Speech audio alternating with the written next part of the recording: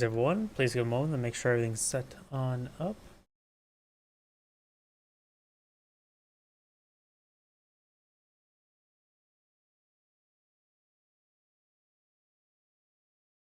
Twitter is going. Twitch appears to be going.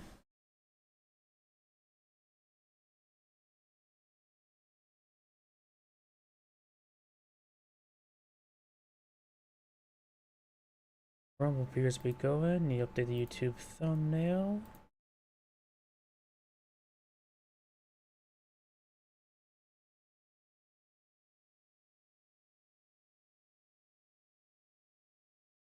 And now the YouTube thumbnail's up to date. So it looks like everything's good to go. So let's go and get started. Also, I'm going to open my tree. There we go. Now let's get started. Got a hand for a replay, so let's start from the top.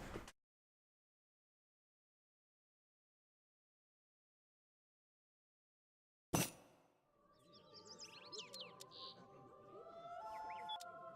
little bit too sensitive. Oops, that's gonna make it more sensitive, and there we go. Greetings everyone, and Grade here for another Age of Empires 3 replay. Spawn on the south side as the blue British, we have Canadian. On the north side as the red Chinese, we have 3708361109. And I realize as well, if I put my live stream, there we go. No deck selected just yet, and no deck selected just yet. Red was beating up these Plague Doctors and steal their first edition journal. When it comes to Nea's map, we do have the House of Fan Art, which can give you access to the Everzone, the Boyars, and to the Greek Revolution. I say this is a pretty good trade post or ally as soon as you can get it, because the Greek Revolution, it will pay for itself pretty quickly. And over here, we've got the House of Habsburg. We see some funny looking mounted infantry and the line infantry, as well as Magyar Hussars. The reason why I call them funny looking infantry, the mounted infantry are in fact heavy range cavalry, and they dismount to become light infantry, which just makes no sense to me.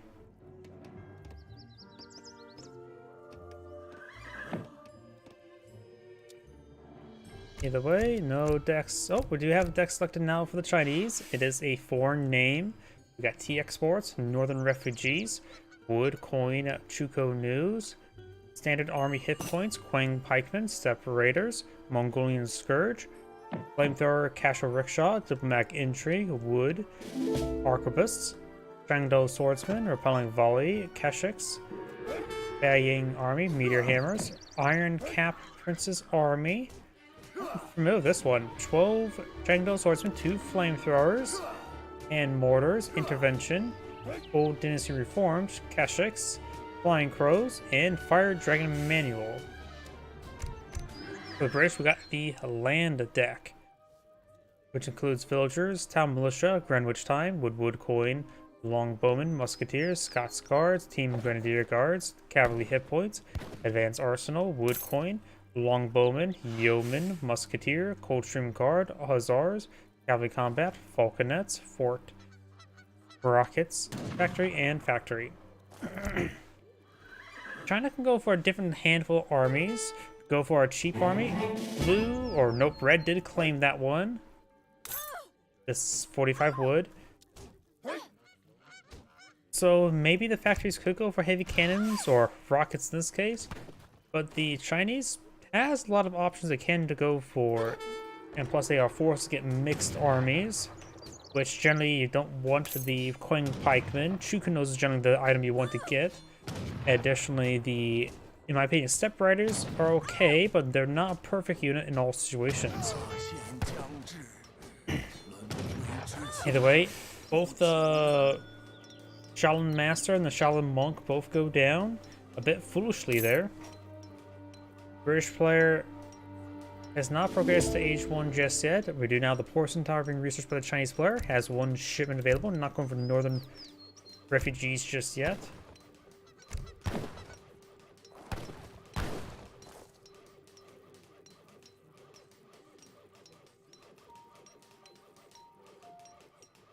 And now starting to migrate over to get wood. So it looks like the British player is going to be eyeing for a bit of mana boom at the moment. Does put more villagers on food, put too many under wood. Forcing Tower is now almost built. He's rapidly building it. He's really forcing out. We've got a monastery here as well. He's eyeing for some sort of mercenary build. You got the French as an ally.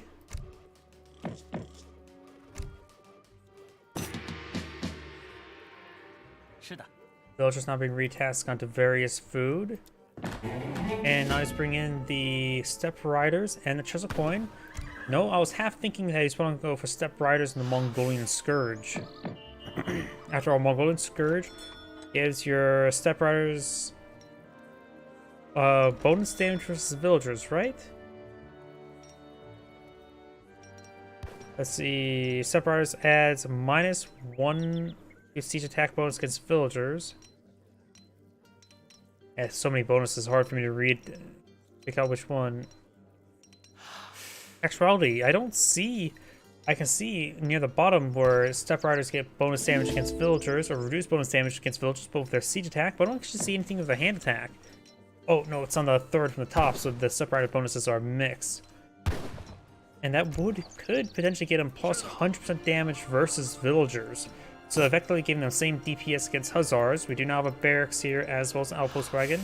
Steppe Riders actually have good siege damage for a 1 population cavalry unit. Actually pretty good siege damage for 1 population unit in general. Better than Musketeers, not as good as Pikemen. Does find some villagers here. Does get a good hit. Chimera Coin now being deployed on in. We've got the outposts here as well as the barracks. None of the city towers are researched.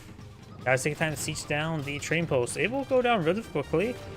Pretty easy math here. 25,000 health or 2,500 health versus 25 siege damage. So it looks like it will go down in approximately 100 torches. And now do have the end of relations. Who wants to be allies with the French?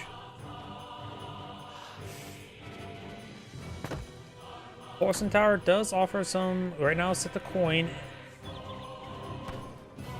Getting a 2.5 coin per second. A bank has what? Roughly that same amount, right? I forget the exact numbers. It's like 2.75. Ugh, damn this headache. Can't remember ultimately. Either way, this is a good coin income. He does have enough coin to age up, needs more food. It's got some sort of fast castle here. He could go for diplomatic intrigue. That's not half bad. It make his next relations cheaper as well. So it's effectively 375. He has no ally at the moment. Yeah, I think diplomatic intrigue right now wouldn't be half bad. He can now age up. And it's going for the Summer Palace for the Flying Crows, or the Confucian Academy for the Flying Birdies.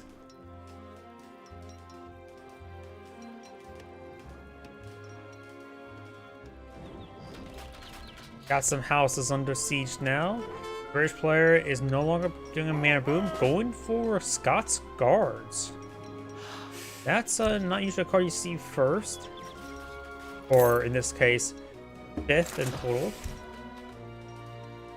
Musketeers moving around. Musketeers would do quite well versus the Steppe Riders, having a gun and a bayonet. Additionally, they take half or standard 15 damage from the multipliers. Pretty sure this is just stacked together.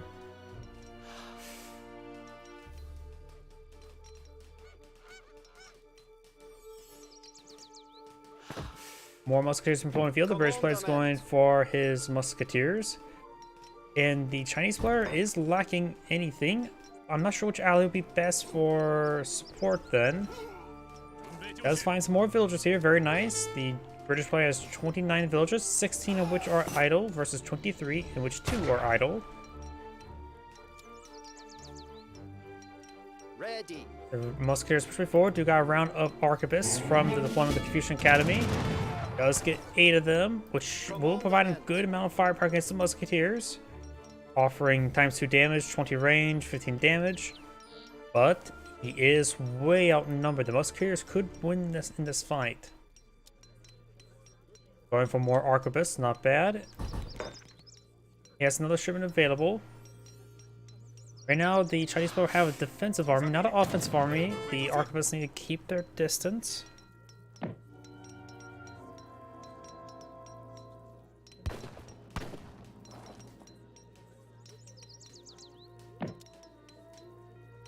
British players now playing some Hussars to counter Arquebus, very good. They of course been on somewhat equal footing versus the Steppe Riders. Yeah, the Hussars will be better. Hussars have like 320 health, 30 damage, so and 2 population, so I think they are slightly better.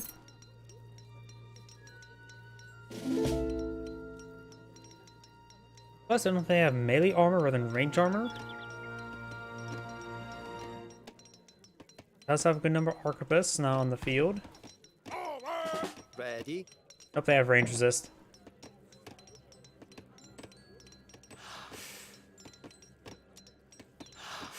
Mortars now being shipped on in. 7 mortars is actually a decent amount of mortars.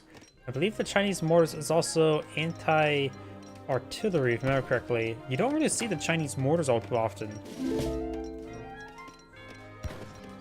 You now got some territorial armies, which get some access to more Arquebus, as well as a handful of Chengdu swordsmen. Chengdu swordsmen being halberdier variant, good against those Hussars. We got a pretty good army here, and mortars need to be deployed on the field for me to remember their stats. If I'm not correct as well, they're bad against infantry. And even worse so against cavalry. So much so, I don't think they even get access to an anti-cavalry debuff. Yep, they are anti-artillery as well. 5 damage, massive anti-building and other structure multipliers. So these are basically anti-structure as well as anti-artillery. The British Empire is not aged up, so don't worry about the anti-artillery part.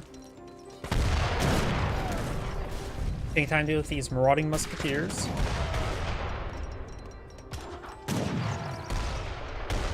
And his Shaolin Master is still here, so... Oh yeah, that's not one picking up treasure, that's one for claim the city tower. Which does offer the same DPS as our outpost. Hussars been deployed on out. Got now the Chengdu swordsman now engaging. Territorial arm or the disciplined Arquebus gains some good damage on the musketeers. Arquebus need to fall back. Swordsmen I think are the mix. Hard to tell with all the smoke in the region. Hussars now engaged as well. More, we got a handful of the meteor hammers now deployed in the field, which are a heavier heavy cav. More of a proper heavy cav.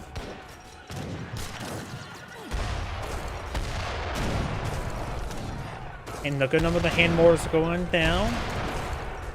And looks like the Chinese player is starting to get overwhelmed by the British army. Even put the musketeers in melee mode. Musketeers had a damage of 14. Chengdu swordsmen have damage of what, 19? So they not too terribly bad versus Chengdu swordsmen in melee. Not great either. Got some red coats not being deployed in the field. And there's a first flying crow. He is not paying attention to take that out. Yes. Villagers need to get inside the town center now. We do now have the sentries. Get armed with sticks, sharpened sticks. Going for the flying crow there. There's the musketeers. He went for intervention, so he has a good number of musketeers in the field. Now, who's the real redcoats? These guys are in red. These guys are in blue. The real musketeers have the real redcoats have arrived.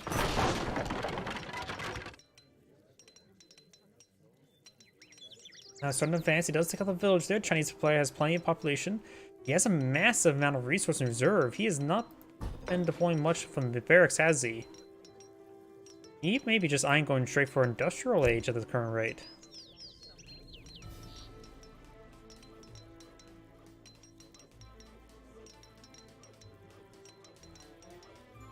The amount of musketeers he's fighting against.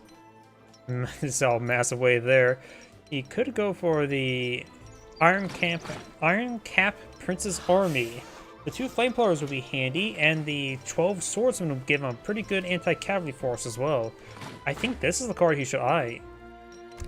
He's currently bringing some forbidden armies. We'll give him some meteor hammers and iron flails. Like I said, meteor hammers are more of a proper heavy cav, like hussars, while the iron flails are a weird.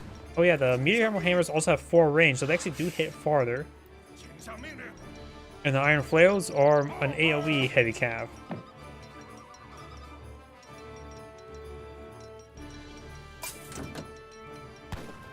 Chinese heavy cavalry, good against archers. That's something part I read before I saw the skirmish and artillery part. I was like, wrong game. Yes. I'm going crazy. This damn headache is really distracting. 1 shipment available for the Chinese player. We do now the advanced arsenal. The British player is not aged up yet.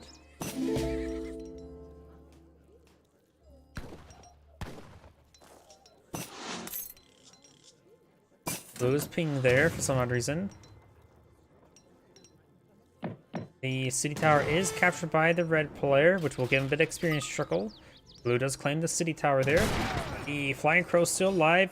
The meteor hammer is now engaged. He may want to put his the red coats into melee mode to save the flying crow. Flying crow does go down. Cheng or Arquebus improperly target the task there, but on the melee range of the musketeers when they should be at range. Redcoats getting completely surrounded by the hussars. Yes. And Red's army will be cleaned on up. Commandment. I guess he should have gone for some of the old Han armies to get out some pikemen and Juko news. More musketeers being shipped on in, as well as some hussars. Now the Bayang army giving some Keshik and step riders. Both will be... step riders not so much. Keshiks will help them counter the hussars.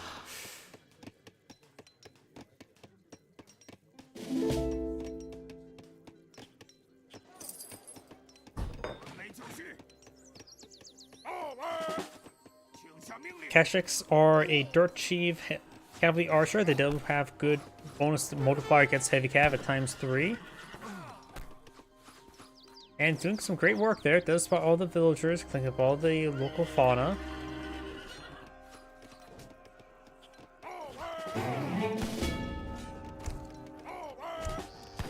Another shipment available there, going for repelling volley. Chuko News and Arquebus do extra damage to light cavalry, shock infantry, heavy infantry. It becomes a bit more of a counter unit.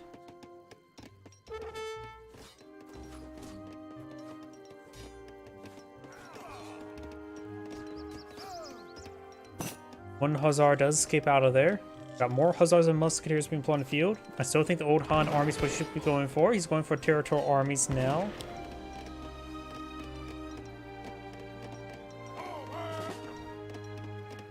Another flying crow now pulled on the field.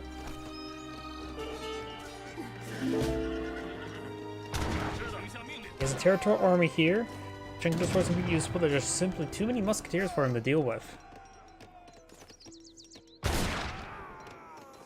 Swordsman down.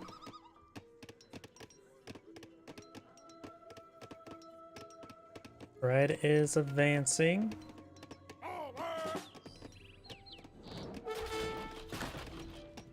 Village now under fire. Flying Crow fires. Gets a good hit there.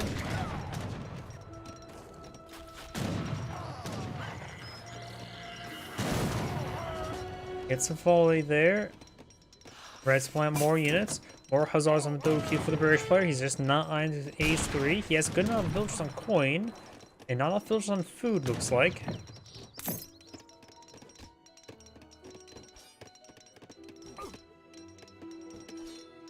British players at 54 villagers. The Chinese players at 38. Step Riders getting some free hits there, but gets annihilated by the musketeers. Kashyyyks need to be micro to hit those hussars. Everything else just needs to fire away. Chengto's horsemen advancing staggered formation. Or cover formation, I forget which one's which.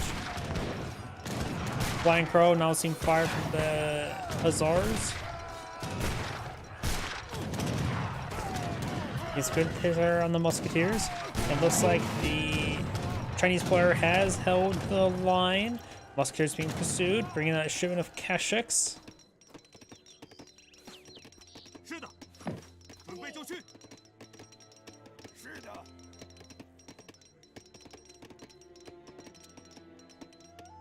Now I got a shimmer of longbows, which are not going to be too particularly great. It's not fighting against too much heavy infantry, but they should be more effective against the Keshiks. Yes, as Chengdo swordsmen and Keshiks are their counter units they counter.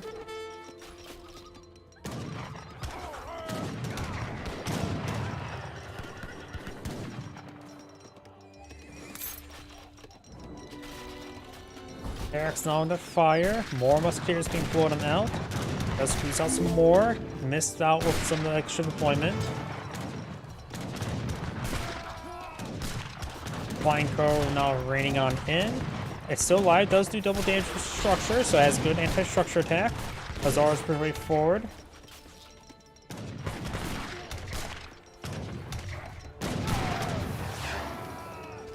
Put it there from the Flying Crow into the Musketeers. Flying Crow's getting more shots on in, almost down. And Hazard does finish it off there. More Musketeers popped on out. Arquebus are getting overran. Got some Chengdo swordsmen hit those Hazars, but overall, Red's loses his army. Got another round of Keshiks here to engage the Hazars. And Red's army does largely get cleaned on up. More longbows being pulled up by the British player.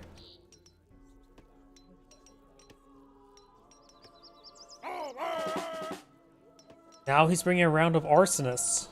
Repentant Arsonist, mercenary siege damage, good against infantry, throws firebombs, destroys buildings. So I think it's advanced Is it outlaw or mercenary? It is a mercenary grenade trooper. Don't really know how fit they are on top of my head, but they should be decent against the musketeers. He may need to get out some more anti-cavalry. He has a good number of Keshiks. The more territorial armies would be decent. I'm still also impartial to the Old Han army at the moment.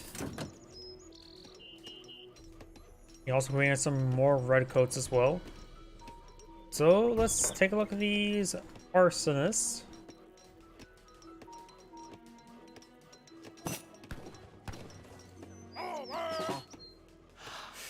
They do have 28 damage, 3 siege, 12 range. Looks like pretty standard grenade, but their siege damage is 140, so they're actually more of a siege unit rather than an anti-infantry unit. That is quite a bit. They move at speed of 4, so not too fast, but if possible, he can perhaps flank around and annihilate structures. They don't do any less damage versus villagers, which I think grenadiers do. More territorial arms from one field. He's going for Keshik or the Mongolian Scourge, which improves Keshiks against bonus damage against heavy cav. Also 100%, so they go from 300% to 400%.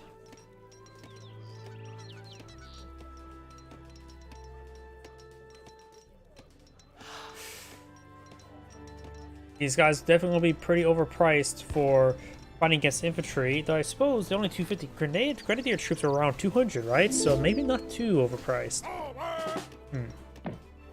Not entirely sold onto them, but right now he has plenty of coin. Well, not so much anymore. But this could give him the edge he needs to engage his force. Is this explosion radius bigger than a regular grenade? I honestly can't remember.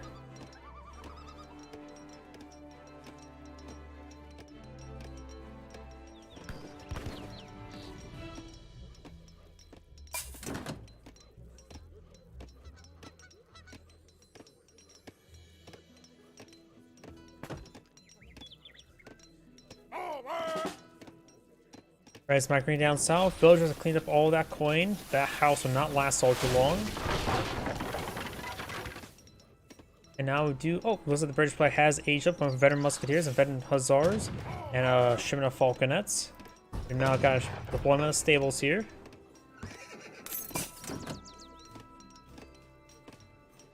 Those structures can quickly go down to those arsonists. There's at least 9 on the field, maybe 10.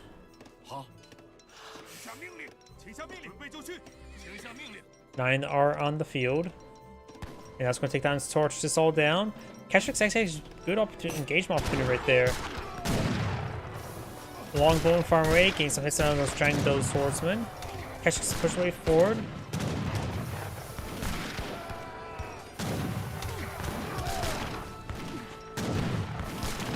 got some. Oh, he looks like H up with the Hodine Shone Tomahawks, which does give him some. It's more revolutionary variant. Blue's not falling back. Does get his Falconess deployed on the field. Has his veteran research as well. Barracks does go down there, going for more Hussars.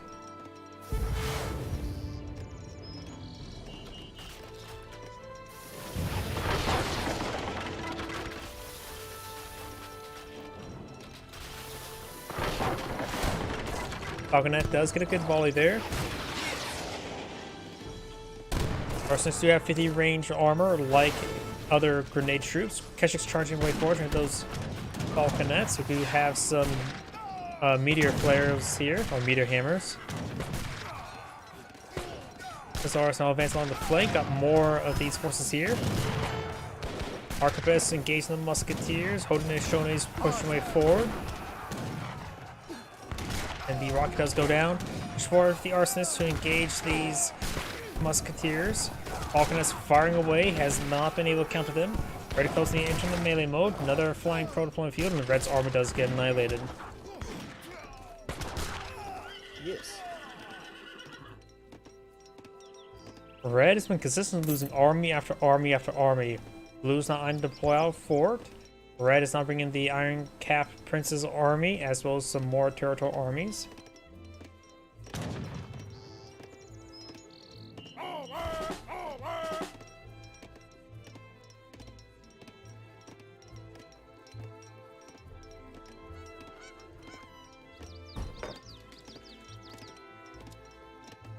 We still have the British allies.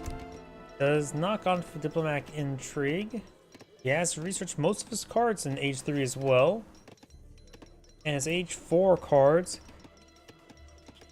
are honestly nothing much to write home about. Maybe the Fire Dragon manual could be useful. Give him extra damage or attack speed on his flying crows and flamethrowers. South Sea Castle, one word, South Sea. Castle now being deployed on the field. Flying crows, I believe they can't really outrange castle or the forts all too much. There's the fort wagon. And now we do have some more Mongolian armies, again some Keshiks and Steppe Riders.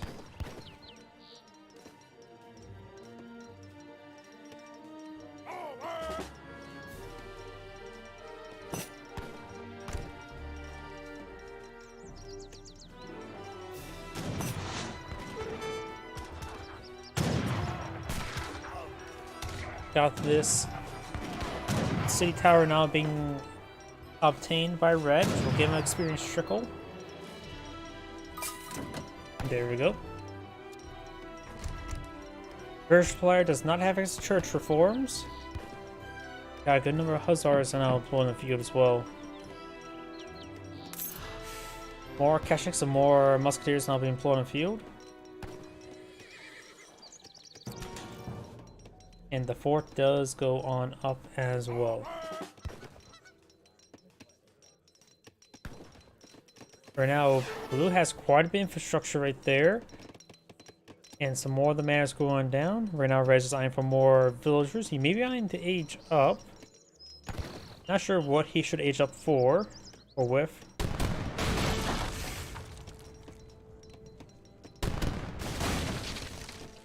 Confucian Academy is receiving massive fire.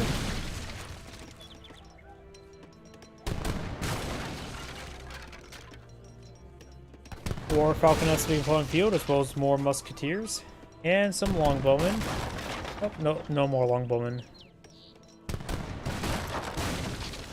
He can now age up. Maybe the Summon Palace would be best. He's going for the White Pagoda, which should give him access to some advanced monks, right? Flying Crow here will be picked off for free. Bit of a loss there. Bit of a foolish loss.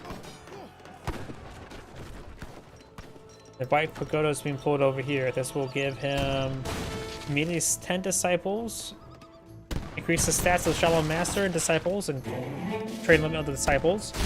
So he's need to get his Shallow Master redeployed to get out more disciples.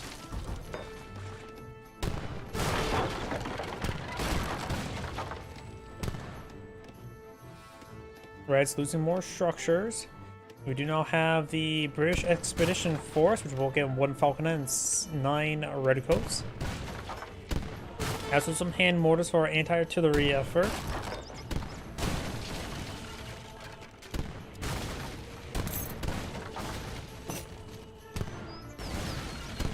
There's his disciples. Disciples are classified as shock, so musketeers will do bonus damage against them in melee. Disciples, I'm not sure where they're going. They do 80% less damage versus villagers. All those disciples getting ripped apart. That falconet does go down there. And right now, Red's getting split apart here based on poor unit control. Taking out some of those falconets. Disciples get some good damage there onto those falconets.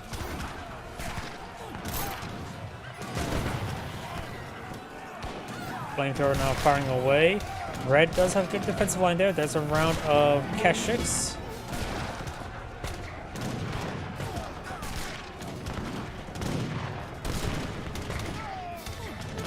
Chainsaw swordsman is starting to get ripped apart. Flamethrowers pushing forward to see massive hits there from the falconets. Falconets do apparently one-shot them.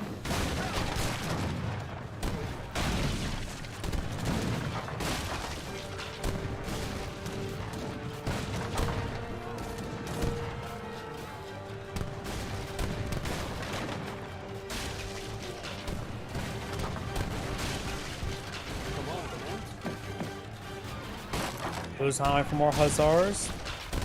Now the irregulars now deployed on the field, but most of Red's infrastructure is going on down. And Red does cast in GG, missing the G with the H letter. And that is the end of the replay. This is Android saying thank you for watching, and on to the next replay. Before I get started the next replay, please give me a moment. I need to get some Tylenol to me. This headache's starting to get worse.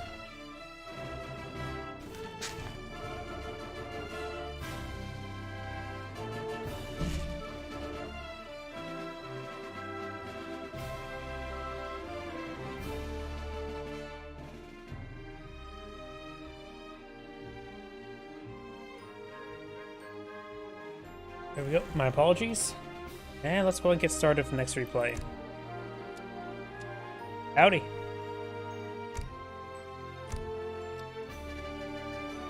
This one's called Grenadiers, so I'm expecting Grenadiers. Will we see Grenadiers? Hopefully. That is water. Oh, that's way too sensitive.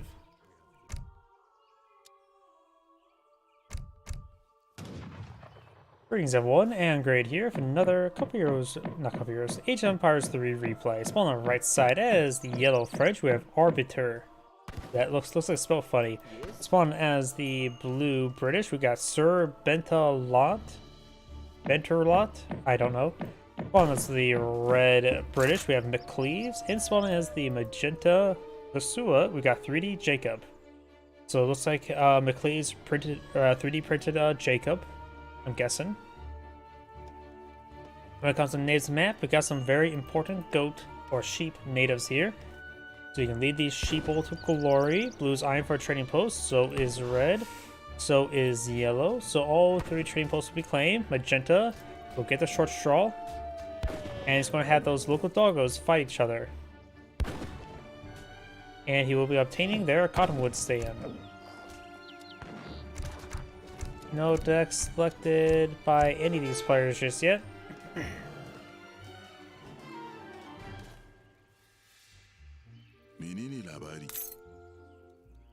Cottonwood trees worth 75 wood.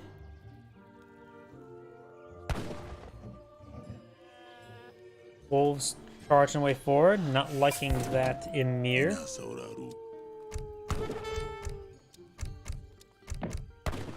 Don't know deck selected just yet.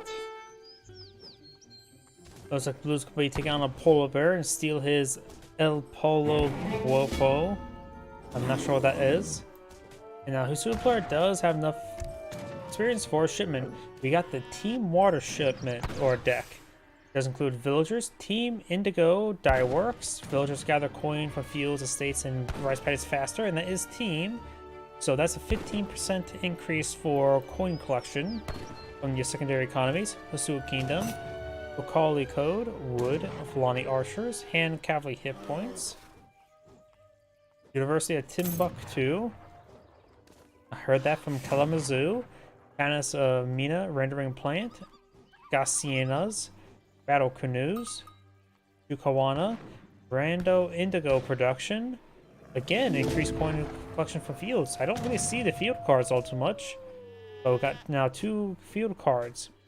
Liffin Knights, Tim Singali's for Riflemen, Loyal Warriors, Sahelian Kingdoms, Magazuwa, probably butchered that, Recruit Zebek, Liffin Knights, Trubar Parade, Cola Nut Cultivation, and Hired Gatling Camels. Fields also gather a fraction of their income as wood, so you get slight wood generation, gold and other resources from the fields. Both these cards are coin cards, so coin and wood he may be eyeing. British player got 2v2 on H2O. Some dihydrogen monoxide deck, villagers, Virginia Company, schooners, villagers, wood, coin, longbowmen, musketeers, same Scots Guards, no team grenadier guards, fencing school, caravels, improved warships, villagers, coin, British Grenadiers. Haven't seen this card. Equip Grenadiers with a hand mortar, which has higher range of Grenadiers, do expecting more damage versus building. So it's basically the grenade launcher with extra siege damage. Coldstream Guards, Falconets, Rollment, Refrigeration, Frigate, Rangers, Infinite Rockets, Factory, and Monitors. This British deck is Imp. I'm assuming it's short for Infantry. We got Villagers, Wood, Coin, Musketeers, Scots Guards, Team Grenadier Guards, Advanced Arsenal, Fencing School, Glorious Revolution, Spice Trade, Villagers, Wood, Coin, Yeoman, Siege, Archery, and as well as British Grenadiers. Is this sort of new? Was this sort of patch that added this card in? Coldstream Guards, Line Grenadiers, Falconets, Refrigeration, Gentlemen Pike, Rockets, Factory. And we got the 2v2 deck for the French. With Couriers, Town Militia, Economic Theory, more Couriers, Wood, Coin, Range Infantry hit points, Hussars, Hand Cavalry hit points, Eden Wilderness of Warfare, Riding School, Wood, Coin, Team Singali's for Riflemen, Skirmishers, Cavalry Combat, Dragoons, Falconets, Romit, Refrigeration, Thoroughbreds, Heavy Cannon, Factory, and Robber Barons. Yeah, both sides have Team Singali's Riflemen. Just one to suicide, one from the French side. Yellow's eyeing for some Hussars. Now I have a headache. Also, my voice is not recovered from yesterday's stream. Sheep has been obtained. And now got some of these battle canoes, which I believe are also fishing vessels. Yep, they're also fishing vessels. So we got the battle canoe named Battle Canoe, as well as the battle canoe named Battle Canoe. Cows. Actually, regular cows been obtained. Was that from the British player aging up with 2 free cows? That may have been. Because these are not Zabu cow, these are just regular doggies. Trade post slowly going on down. We got a sheep still here. Somehow this sheep did not get claimed being next to a trading post. Nor down here being next to a manor. This sheep's... it's just the black sheep of the family.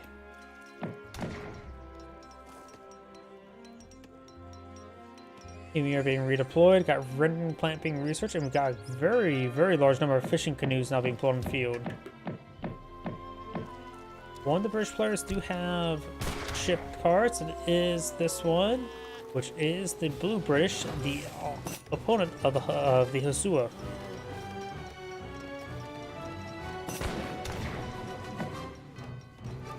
Here's some gunfire. I'm not sure what's also the battle music. I'm not sure what's for.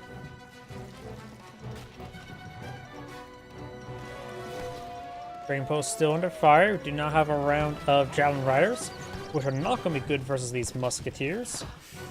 Being anti-light cavalry, not anti-heavy infantry. Though they will still put a good number of javelins to back up the explorer, named John Hovo.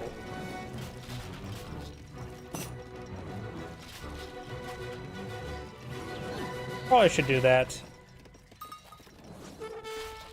Most time is... it's hard.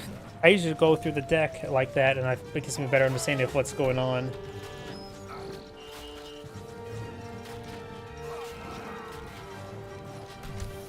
Yep. For example, the blue player has more naval cards, no Team Scots or Team Grenadiers cards, so less team cards there, no team cards whatsoever. But he is going for a good number of musketeers. I would assume he's going to go for a grenadier deck, but that's simply not the case at the moment. We do now have some British grenadiers here. But Hussars now engaging the grenadiers at close range. There's some javelin riders. This must be a reason why the Super player is going for javelin riders, to support his teammates' grenadier play. But the grenadiers looks like will go down to the Hussars. They have 50% range resist, no melee resist. Javelin riders are being set to melee mode, which is getting a nice 450% of damage multiplier versus heavy cav. The grenadiers will go down, but the Hussars are going to be a little less for wear as well.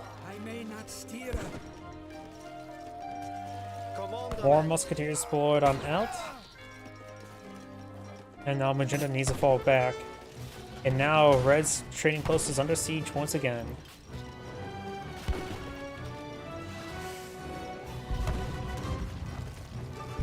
Got a round of musketeers here, as well as now some grenadiers push way forward.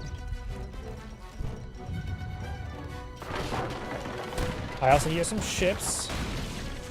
Fort under fire. It is garrisoned. Battle canoes gains great damage. These were shipped on in. The battle canoes were already deployed in the field, so able to get a decent flank. And so far, received no damage returns as they were too focused hitting that port. Not sure if any fishing canoes went down. Give me a moment as I readjust. Sorry about that. Not sure if I hit my microphone, but do not have the battle canoes engage in the Half Moon the Caravel. And it looks like the Half Moon will escape the battle canoe named Battle Canoe and the battle canoe named Battle Canoe. Not so much. Yes. Half Moon shall go down.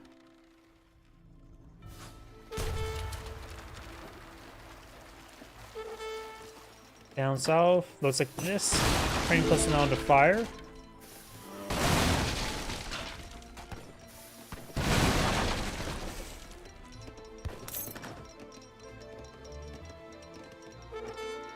Handful of Hussars pushing the way forward. They, of course, will be good against the Grenadiers. But his teammate does, the Red's teammate does have the Magenta Javelin Throwers here for anti-cavalry support. Now, only Yellow has a trading post left in the field. Longbowmen and Musketeers not advancing. They could get hit by the battle canoes. I was not paying attention right here. Here's now engaging. War Camp's taking some severe damage. The Husua player is eyeing for more canoes, and Javelin Riders has no Fulani archers. Battle canoes do take a bit of damage there. They provide some fire support. Magenta should be able to engage those Hussars no problem. More Hussars here. Hussars, Javelin Riders. Handful of Red's Grenadiers here, but not a whole lot. Got a round of Musketeers. They may well just go into melee mode to stab the Hussars. To save this Grenadiers some pain. A good number of Red Grenadiers now pulling the field. 14th in, finds some really good splash damage. They're really stacked on up there. More Musketeers going down. Red does bring some villagers to the fire. Most of them old ladies. One lady does get gunned down. The Hussars are now hitting the Grenadiers. All the Javelin Riders have gone down.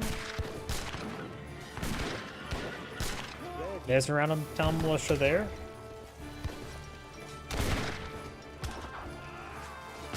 More of the grenadiers starting going down, and more of these red villagers as well. More grenadiers been put up by red. These French designing for more hussars. He was going for the Gaucianas, which will give him the Annoble Musketeer, as well as some more villagers. 19 villagers inside that town center. These hussars being intercepted by the javelin throwers.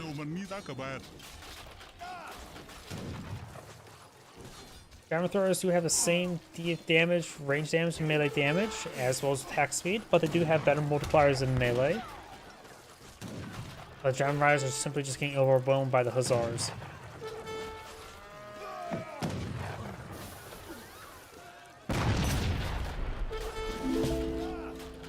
There's the Gaucianas. Only 5, it's not a whole lot. They do offer a little bit AoE, but less range damage than musketeers. More of these structures starting to go on down. Magenta's not looking all too good, going for a big round of javelin riders. Another pair of howls going on up. He's at pop cap, that's why he's sending villagers in like this. It's one build, not so pop capped. And the house will go down. Got some grenadiers from his teammate.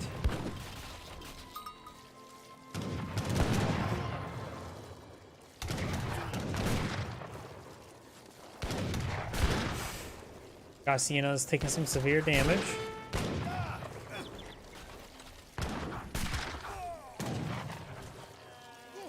Handful of musketeers for the red player. Hussars are slowly being whittled on down. Javelin riders trying to deal with them. And there are now the grenadiers can engage. Get some good damage there with the grenades. Magenta's Townsend is under fire. Dual Flyer has 2 shins available. Not sure which one will be best from which cards should go out. He needs more coin to age up.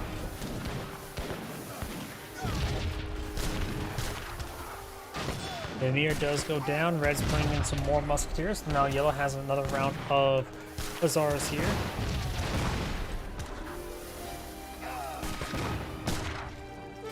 More musketeers to push forward, getting some damage. Bobio gets some damage. Maybe protect his grenadiers. It looks like almost all the grenadiers did in fact go down. Blue British player went to age 3, and now he's going straight for age 4. While all other players are still age 2. In fact, and he's the aggressive player on the field, so right now Blue's making great headway. Structure did get cancelled there. Does have a palace builder. Seems of damage will start getting built. And looks like Red will finally clean up these musketeers. Yellow's falling back to hussars. Oh, but now we do have a frigate deployment field, the Union. I think just use the broadside right there. The caravel went down. Yes. Now the battle canoe, named battle canoe, shall go down along with the battle canoe, named the battle canoe. Ready.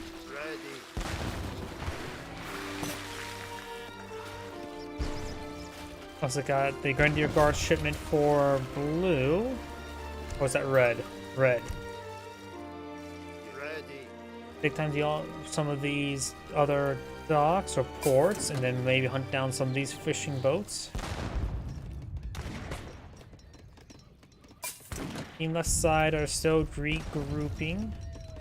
With this British player up to age 4, it'd probably be a good idea to go for some factories, to go for some rockets. After all, falconets, when your opponent can't pull out culverins, can be very effective. Now think about a rocket. Rockets.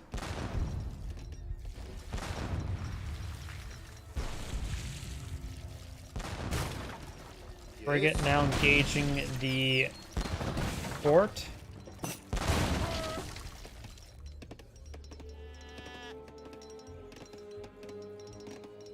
Got a coin shipment there from, he must have aged up to, what's it called, the Tycoon, to get a bit of a coin rebate. Now we've got the other British player going for the Bishop, will allow him to move diagonally a little bit better. Now the Frenchman's eyeing to age up with the Exile Prince, and the Sua is not aging up just yet, has plenty of food for it, needs more coin.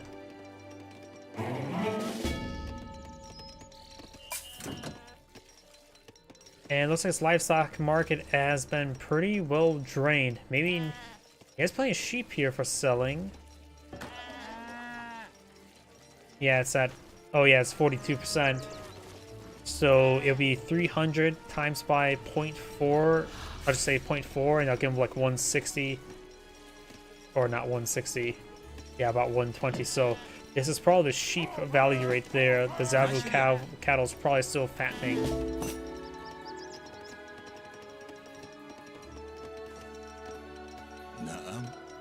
At this point in time, he could. No, he has plenty of food, so he doesn't need to eat this sheep. Also got the Zebek, named the Zebek, versus the Union. Looks like the Zebek will win. And Union was not preserved.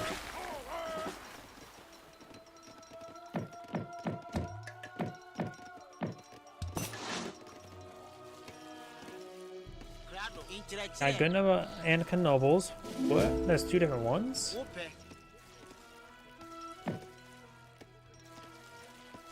One cost is influence. That must have been the initial shipment of 6.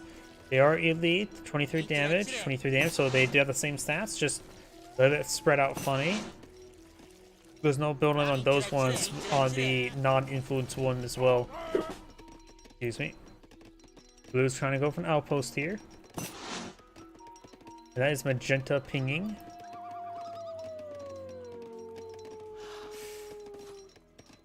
Got a number of veteran musketeers on the field. Looks like the super player has aged up. Sorry, I missed what he aged up to.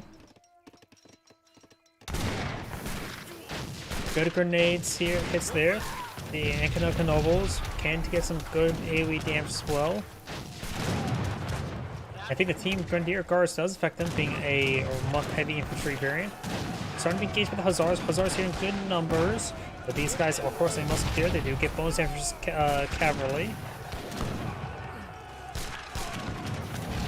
Overall, he's getting overran. Red just need to micro the Grenadiers to stay away from the cavalry.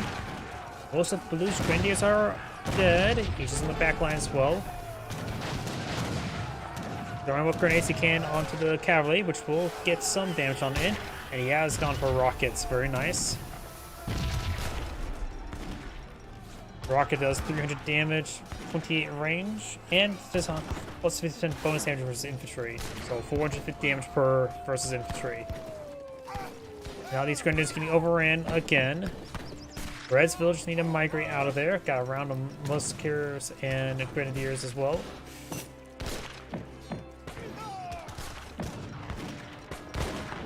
So it's going for our Anakin nobles and as well as Culver. The H4 Brit has 2 fall factors in the field, going for rockets. The Brit player with the musketeers does get his grenade launchers. Even +2 range. Slightly. What was their siege damage beforehand? Was it, or AoE? Was it 3 or 4? I can't remember. I think it was 3, so I think they got a slight increase in AoE effect. Plus, they now played a bit too much Team Fortress 2, so their melee takes up AoE.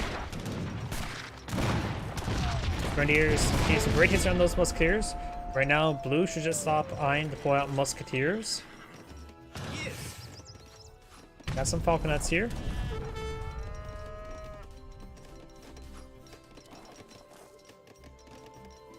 French player's going for refrigeration and some coin, and is going for some mill technology.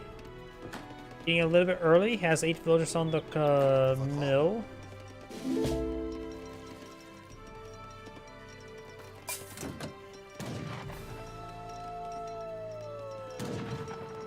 Yeah, maybe best if Blue goes for Longbowman right now, or Ranger, since he does have the various cars like that.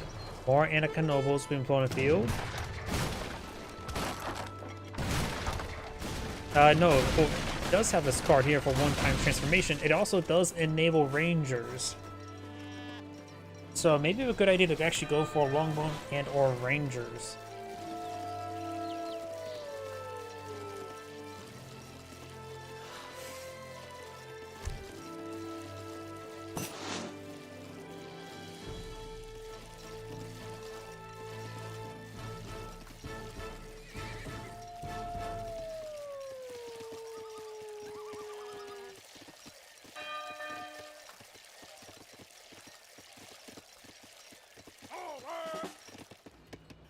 More rockets being put on the field. Looks like blue has the largest military in the field. We've got teams and gullies for riflemen being put on the field, which improve the heavy infantry attack, or no, all ranged infantry attack by 10%, as well as Husua gain additional 5% as well. More Ankana Nobles being put on the field. Got a pair of red falconets here, and one magenta culverin, which will take perhaps 3 shots to take out a rocket. Great volley there onto those grenadiers. Yellow's Explorer does spot all of this. And blue right now has generated a good number of rockets.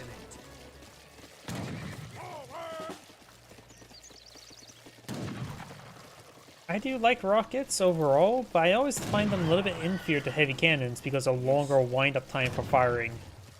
And maybe just me though. I actually prefer heavy cannon over rockets.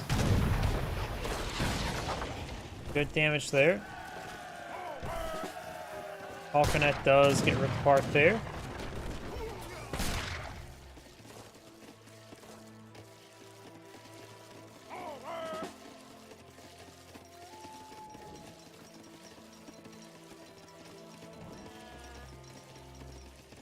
Got these forces pushing the way forward.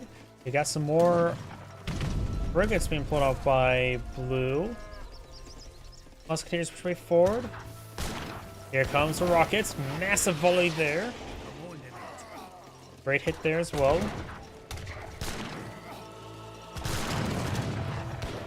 Let's start tracking way forward. Got 2 culverins here. 1 culverin may go down. Barracks may go down. Now got a pair of culverins pulled up by red. They do pack on up. Magenta's culverin, one of them is still alive. Does do 160 damage versus artillery, so it will 2-3 shot the rockets.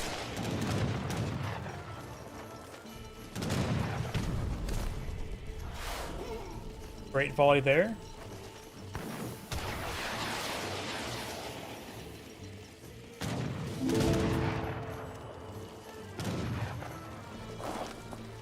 Culverins do fire away.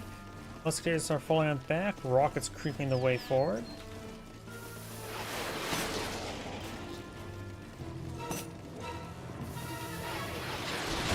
Now got some good siege damage there on the town center. Culverins get a good volley there.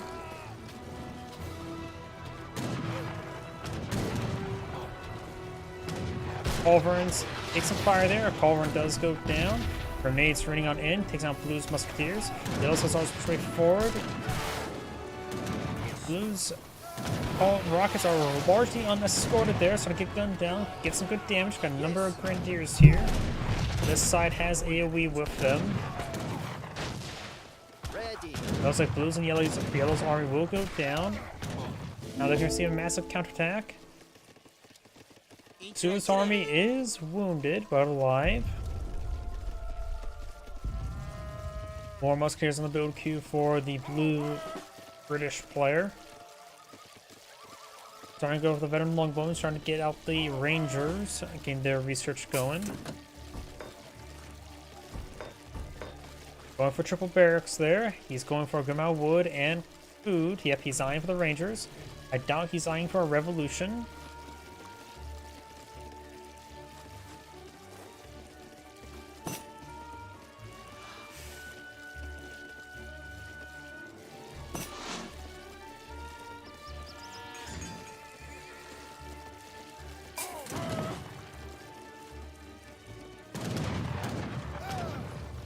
Does take a volley there at those Hussars. Right now, only the British player that we've selected has gone to age 4. The brother British players now going to age 4, going to Viceroy and a Colburn. French players going for Couriers, who has pretty much nothing in the field. Hasua going for more Anna and Knobles. Let's take a look at the French player. He's trying to save up for age 4 now.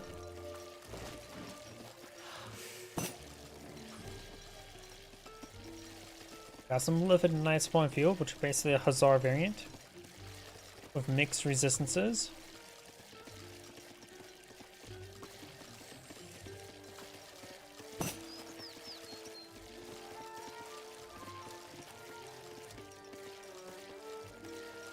I've got some longbowmans as well as some nets. He's starting to get out his own fishing boats. Commandment. He has a frigate out here. He still has some magenta fishing canoes up here, so he does have some fishies.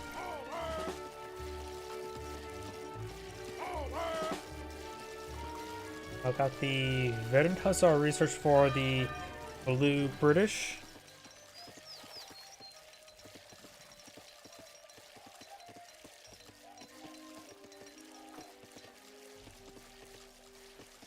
Magenta's now falling on back.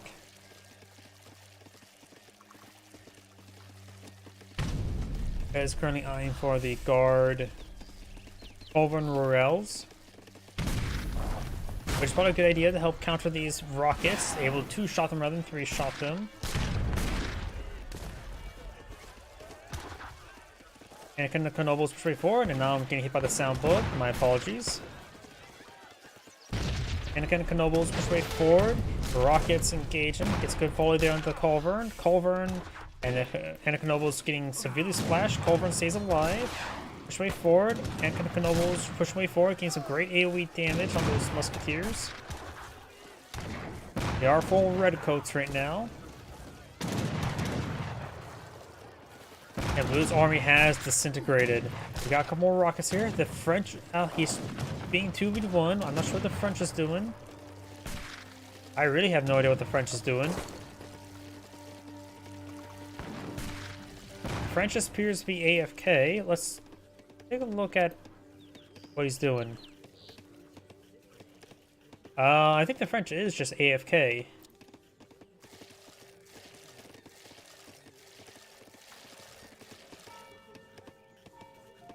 He must be trying to really focus the aging on up.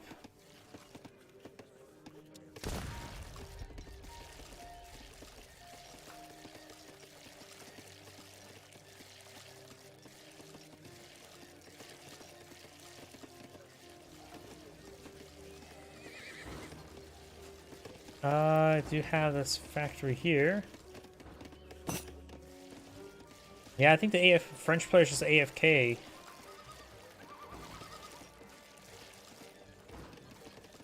That's a bit of a shame. Blue has claimed some natives here, which does give you access to the Huron settlements, which will give you some Huron mantlets, a Iroquois mantlet variant.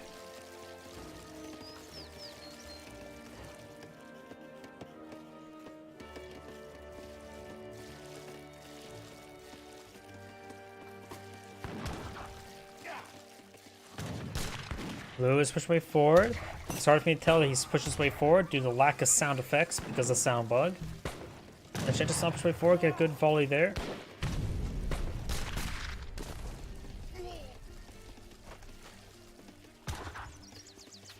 Colburn's firing away. We got the Colburn Royale by red, pushing up the damage to 450, which gives them 200 damage per shot. So they will 2-shot those rockets now. And right now, red and magenta are starting to get overran.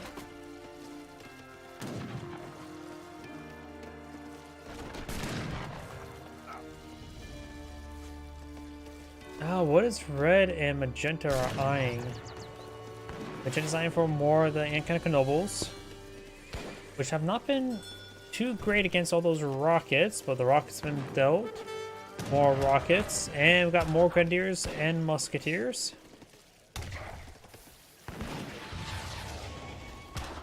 He does have, of course, these Colburns. Not Colburn Royales, though. Red does have a single factory now in the field.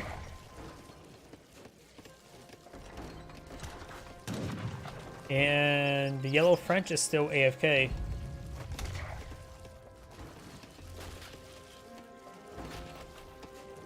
Red's factory is now under siege. More longbowmen and musketeers push forward. The blue British players eyeing for more longbowmen. No shipment just yet for the Rangers. Yes. Kicks off a rocket there.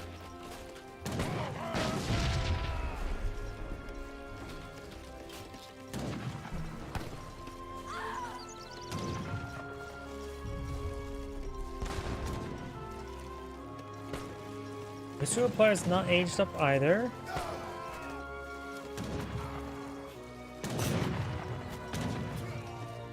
The sewer player has one ship available, nowhere near enough resources, has way too much wood at the moment.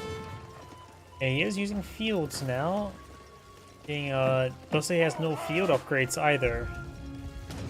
He needs more fields in the field, he has plenty of wood to get the fields going. There's a good number of fields now being built. Fields are relatively cheap at 50, but they can only support, what, 3 villagers? Which is less than the mill. A mill costs 400, but can support up to 10. Effectively, what, 80 wood per villager? I suppose these fields are significantly cheaper then. Yeah, 50 times 3 is 150, and thus that's 9 for 150 versus 400 for 10. Yep. There's also an advanced field car that can make those fields free. Like they need to be any cheaper. Yellow's still AFK. Blue has to win a 2v1 at the moment.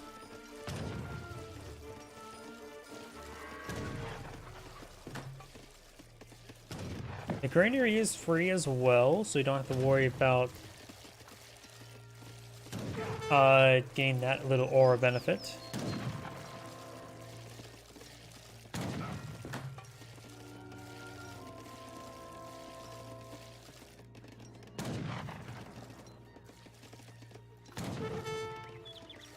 The collection rate's still like 0.6. Is the same as a standard farm, right? Oh yeah, I think without the granary, it's like its collection rate on fields are like 0.3, like something horrendously bad.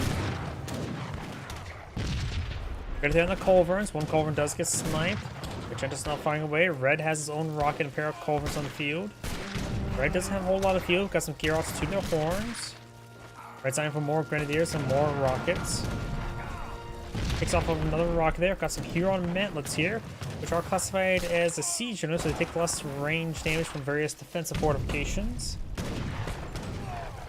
They all go down as well right now. And these artillery culverins are anti-artillery. They do also do bonus damage versus siege units. They do actually counter the mantlets. So it's probably not a great idea to build mantlets with culverins on the field. Huh. Essentially because it's the Culverin Royale rather than just a regular Culverin. I don't remember having it bonus damage for siege units. I could be mistaken about that. Wait, doesn't he also do bonus damage for grenade? Siege unit.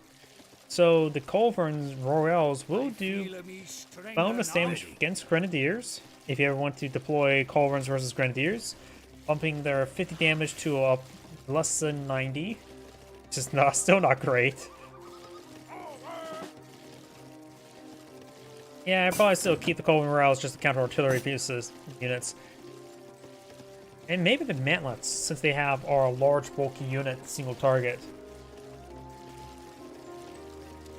Yellow is still AFK, has nearly 10,000 resources, has over 10,000 resources in the bank, almost 15,000.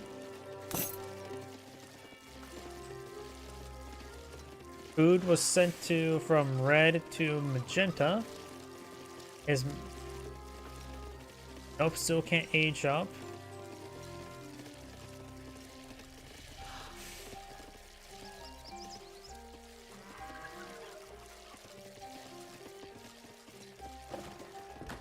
You now have a trading post here. Mantlets could be decent. Rockets don't do any less damage versus siege units, but they are pretty healthy. The research you can get from here as well are the improved fish and boat gathering rate. It says work rate for fish and whales, doesn't care if it's food or coin. Here are Mercantile Monopoly. What? I'm really not familiar with the Hurons. So they had actually some sort of monopoly. But you get mantlets, so we'll get 15 mantlets. And also increases the build limit by 200%, in which you can only build 10. So increase by 200% is 30. Get both 60. That's actually quite a bit of mantlets. Mantlets, not mantlets. Mantlets. I'm going crazy. You also got some monsters here. Sovereign of the Seas and the Cerberus, as well as the Golden Hind. A special version of the Golden Hand.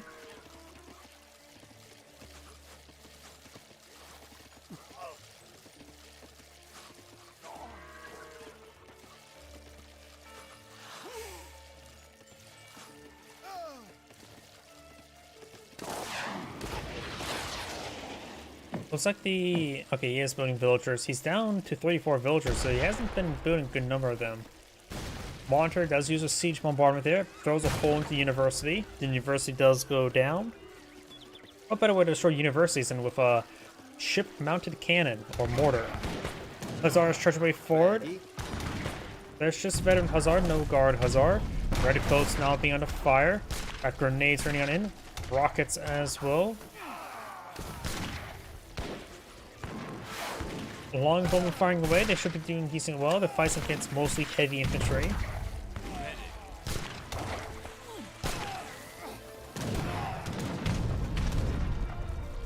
Looks like Blue's army will get forced on back.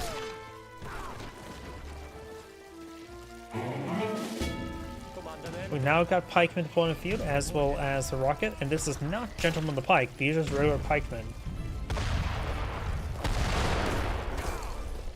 Does use a broadside attack there. Pikemen charging way forward. I'm not sure why he deployed around the pikemen. Does have the culverin there. And they all get annihilated by the rockets. Blue right now is having trouble. Does get a good round of Huron mantlets. They do have 27 damage. Doesn't appear that they have gotten the veteran research or nor the guard research.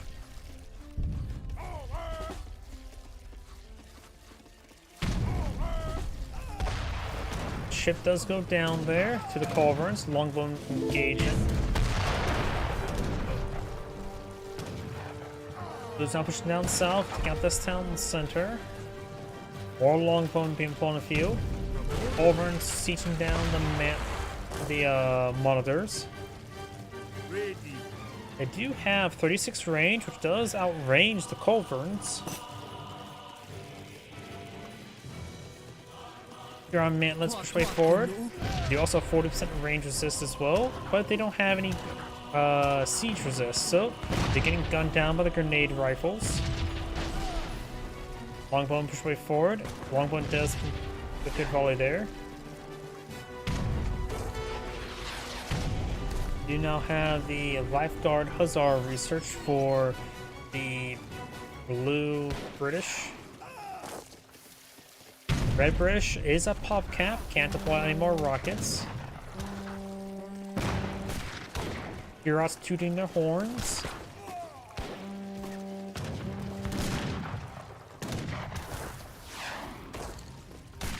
And the rocket does go down.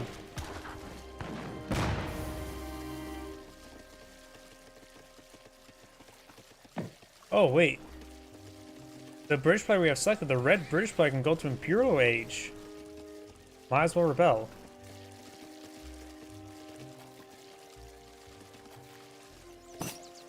I think he has the button stuck. I don't see it blinking up there. Nope, he sends his teammate a mass amount of resources so he can age up to age 4.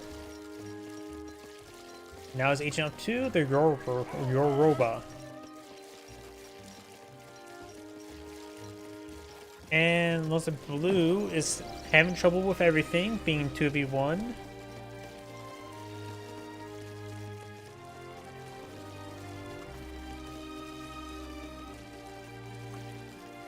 Red may go to Imperial Age.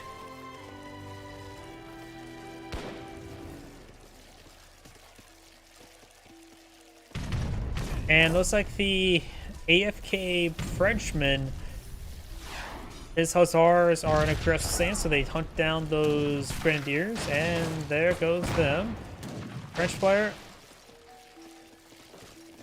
has nearly, what, 25,000 resources in the bank, doing nothing. It's just telling you how well blue is doing. Like, it's a shame. Red and, or blue and yellow were doing very good in the beginning part of the game until yellow just went AFK.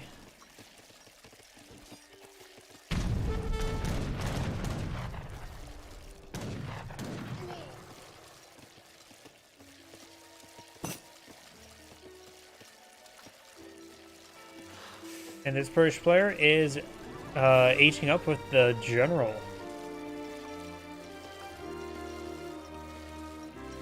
I have no idea what any of the age 5 politicians do. Now I can ask some. Oh yeah, since they're native unit, they automatically get the upgrade, so they automatically upgrade the champion. Very handy. Now I do have a priest being employed in the field and mercantilism.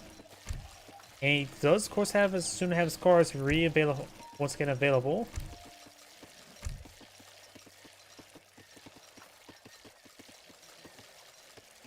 And somehow the AFK French has a higher score than the Hasua player. I don't know how. Rocket does go down there. Lifeguards get annihilated by the rockets. They may not do less damage for cavalry or bonus damage, but they do have to do 300 damage. Grenadiers push way forward, as well as musketeers. Blue's army is trying to get overran by all these forces.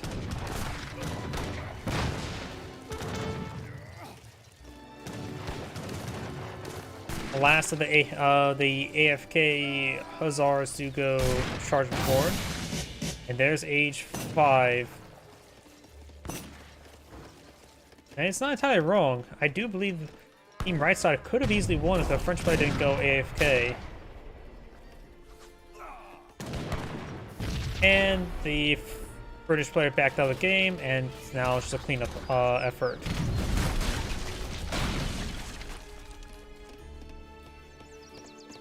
Since the French player is just AFK and not do anything, I'm just going to end the replay now, just rather than watch them kill off structures like this.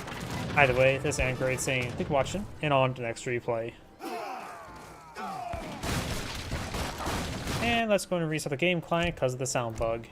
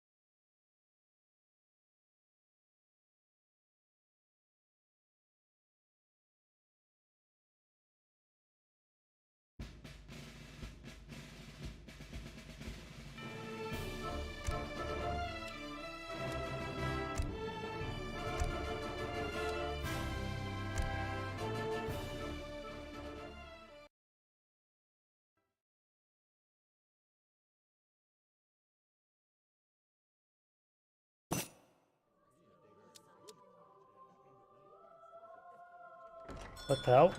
What is going on? What's going on with my game? Okay, there we go. What was that about? Either way. Greetings everyone, and Grade here with another Age of Empires 3 replay. So on the top right side is the blue Ottoman, we have Cluck Cluck. On the bottom left side is the orange Dutch, we have Crypto Lemus. Lemus? I have no idea. Clearly the French, not French, Ottoman name is a reference to the Bok Bok Boom god power from Asian mythology. I'm guessing. Neither side has selected a deck just yet. On this map, we do have a bunch of important natives, such as the native water buffalo. They do enjoy head pats, like most things do. And of course, we got the Greeks. A lot less, they don't enjoy head pats as much as water buffalo. Gave you access to the Everzone, the Boyars, and the Sacred Band infantry.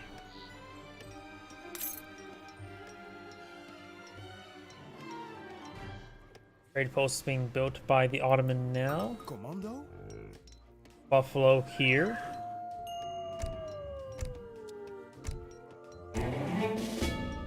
And now we do have a shipment available for the Ottoman. Got the villagers, we got the glorious, or Palace of Intrigue, not glorious revolution. Fort, mosque constructions. Overall, looks like a standard military aggressive deck. Though it says fast F5, fast industrial, so maybe not aggressive in age 2, nor be aggressive in age 3, but he is going to go straight industrial, and doesn't have a whole lot of multiplier cards. Sure, we do have the mosque constructions, but looks like he's going to be playing around the Palace of Intrigue. He has a lot of cannon cards.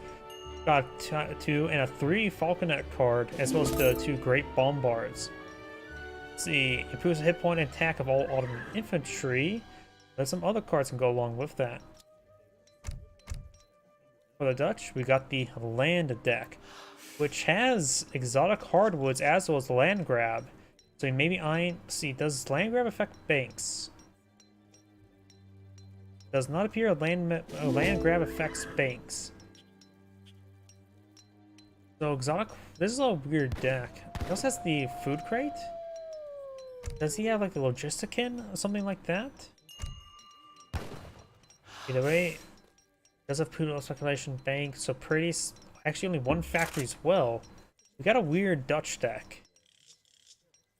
Maybe we're going to be playing around the religious freedoms.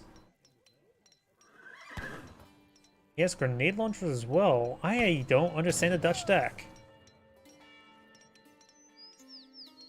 It does have, of course, the infantry attack hit points and infantry combat. Cavalry combat for the root tier. Yeah, I don't really understand the Dutch deck at the moment. The Dutch can deploy out H2 skirmishers, which should be decent against the Ottoman, who's not going for barracks-based play. He's going for a fast industrial-based play. I was going to say, because all the barracks units the Ottomans can deploy on the field are heavy infantry unit. Looks like the Ottoman player will kill the gunman, and will steal the gunman's abandoned textiles. Clearly the gunman's going to lose because he's not using gun. He clearly should be armed with a gun blade.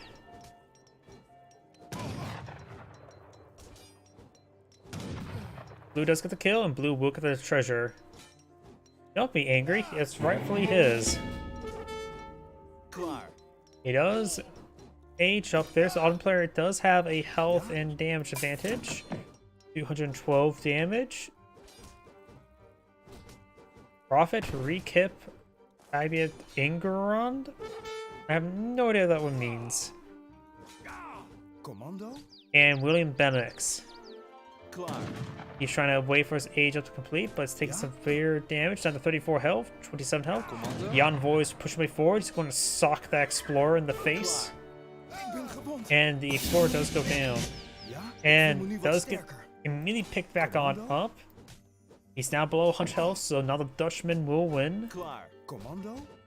They have the same health, and actually the Ottoman Explorer has a slight health advantage, but does get double teamed there, and both sides get plus 45 experience. We got chest of coin here. Okay, the Logistican, he does not have anything that affects the food crate there, like the Spanish Logistican.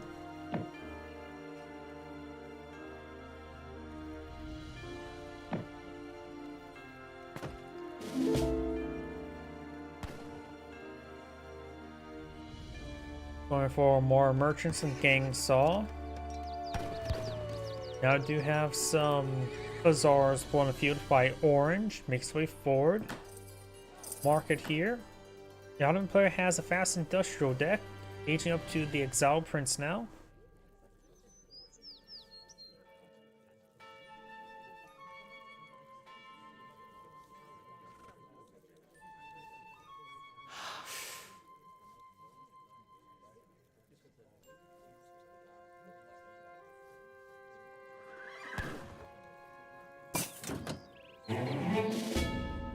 Hussars will find a villager here to pick on off.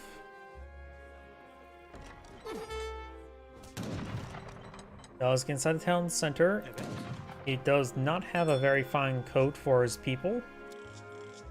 Dutch person going for a shim of wood, probably for eyeing for some banks. So he has 6 villagers on coin, so maybe he's not eyeing for banks.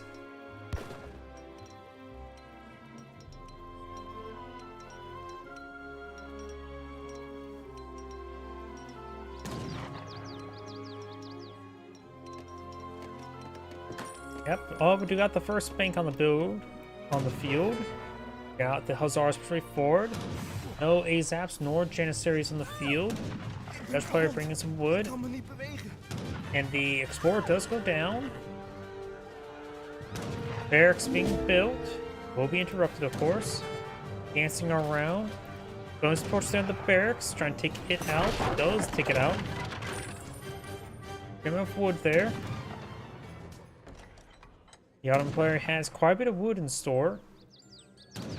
And a decent amount of coin on in the chests. Doesn't have a Silk Road card. Maybe the Silk Road card would have been quite decent.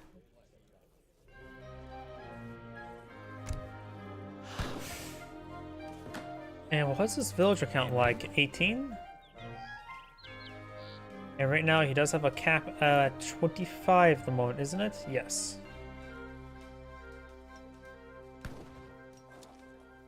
Dutch right now has more villagers since the Ottoman villagers are free, but takes a little bit longer to produce. Nice thing about the Ottoman player trying to rush Imperial Age, he can get out a ×2 covered wagon card. Does have a shipment available.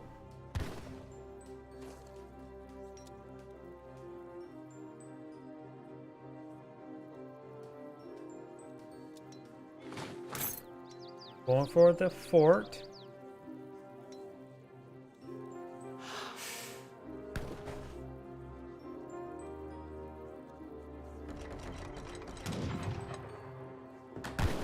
Does get inside of the town center. Villagers getting hit now.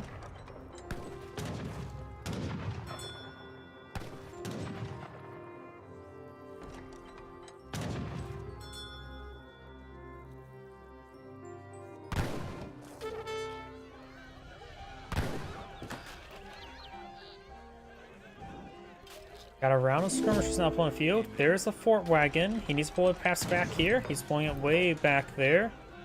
He interrupt this slightly. Yeah, at this point in time, he may need to get the militia out in the field. Gonna try torching it down. Does have good health generation. Needs a bit more food before he can age on up. As well as a slight amount of coin. Fort's taking some severe damage, but should be safe enough. Yeah, it's gaining health hit points faster than he's taking out. Counselor is firing away with a 36 damage shot, but maybe a magic number. Maybe not. Yeah, maybe it is. Push forward with more torches. Has half health, but almost complete. And that would start taking out these skirmishers in no time. The 30% range of this is going to be very useful. The bombard attack is range damage rather than siege damage. With a bit of AoE.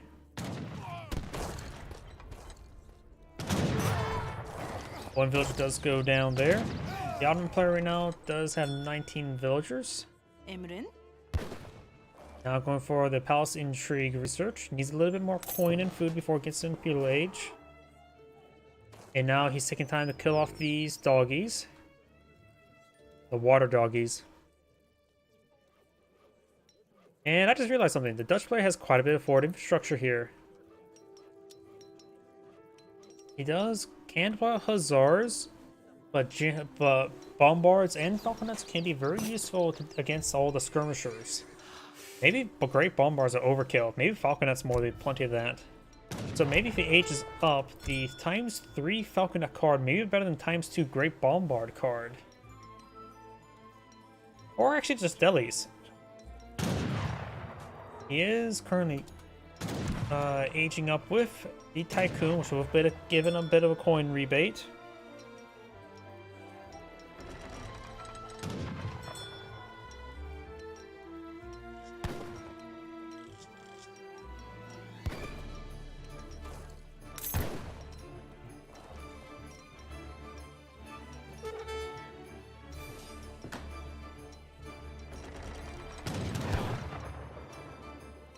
Does take a bit of fire there. The Ottoman player will get some Imperial Age. Dutch is relatively close to getting his Fortress Age. I say Imperial, I mean Industrial. If the Age of Empires, Age 4 is Imperial. Though not Age of Mythology, that would be the Mythic Age.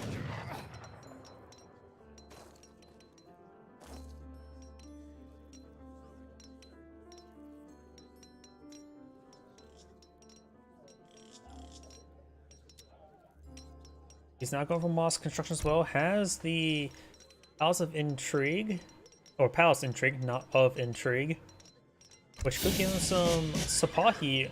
Actually, getting the advanced Sipahi could be very useful right now, but I don't know what resource it requires. He could be eyeing for Revolt, which is not very likely, since he probably should eye for the factories before revolting. Does get the coin from the shipments, so maybe whatever. Yep, he's going for the Koopa Corps, which will give some bombards, and the millet system, which I believe is villager production, right?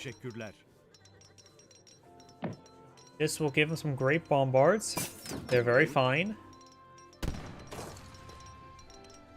This one, 9 light skirmishers, but he has to be careful about those hussars, if there's any of them left.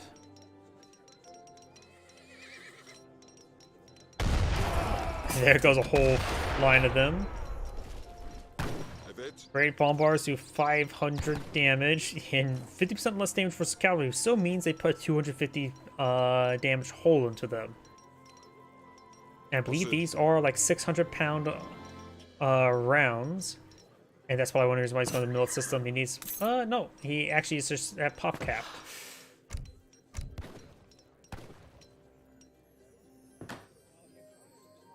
Oh, it's the districts that give you more villager capacity.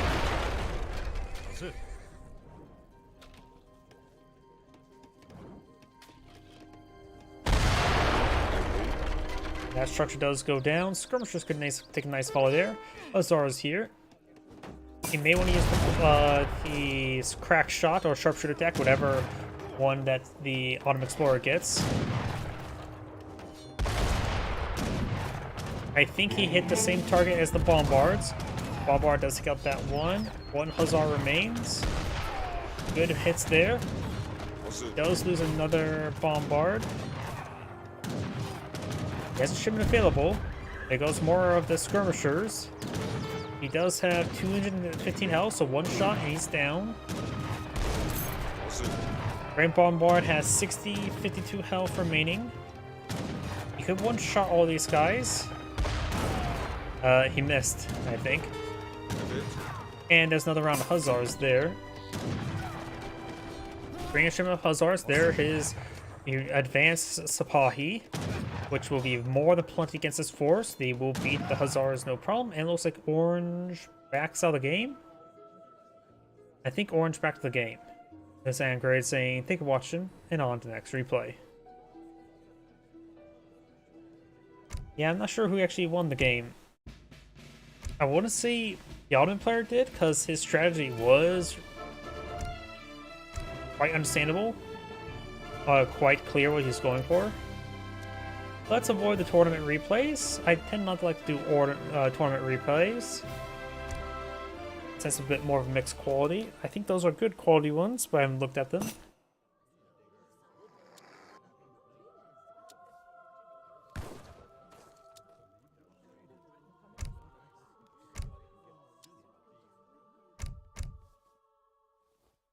Greetings everyone, and Grade here with another Age of Empires 4 or 3 replay. So on the bottom right side as the blue Aztecs, we have Davadin. Spawn north side as the red Ottomans, we have Cluck. Gotta make it sound more menacingly. We do have, of course, the natives, the Sudanese. We can give you access to the Sudanese Dervish, the Askari, and the Sanal Horsemen. And, of course, my favorite natives, the Berbers, which give you access to the Bermo Camel Rider, the Berber Nomad, and the best native in the unit in the game, the Salty Camel. We do now have the Colonial Gunslinger Claim. Does do 25 damage at 15 range. Pretty good one. The Gunslinger... Okay, it looks like they're both Gunslingers. It is still my opinion that as Aztec, you should kill all the natives and not convert any of them. I put more weight in the double experience. So, more or less, he did forfeit 30 experience to get 90 food, which that's actually quite a bit of food there. I suppose that was one like stronger defense one, so that was a high quality treasure.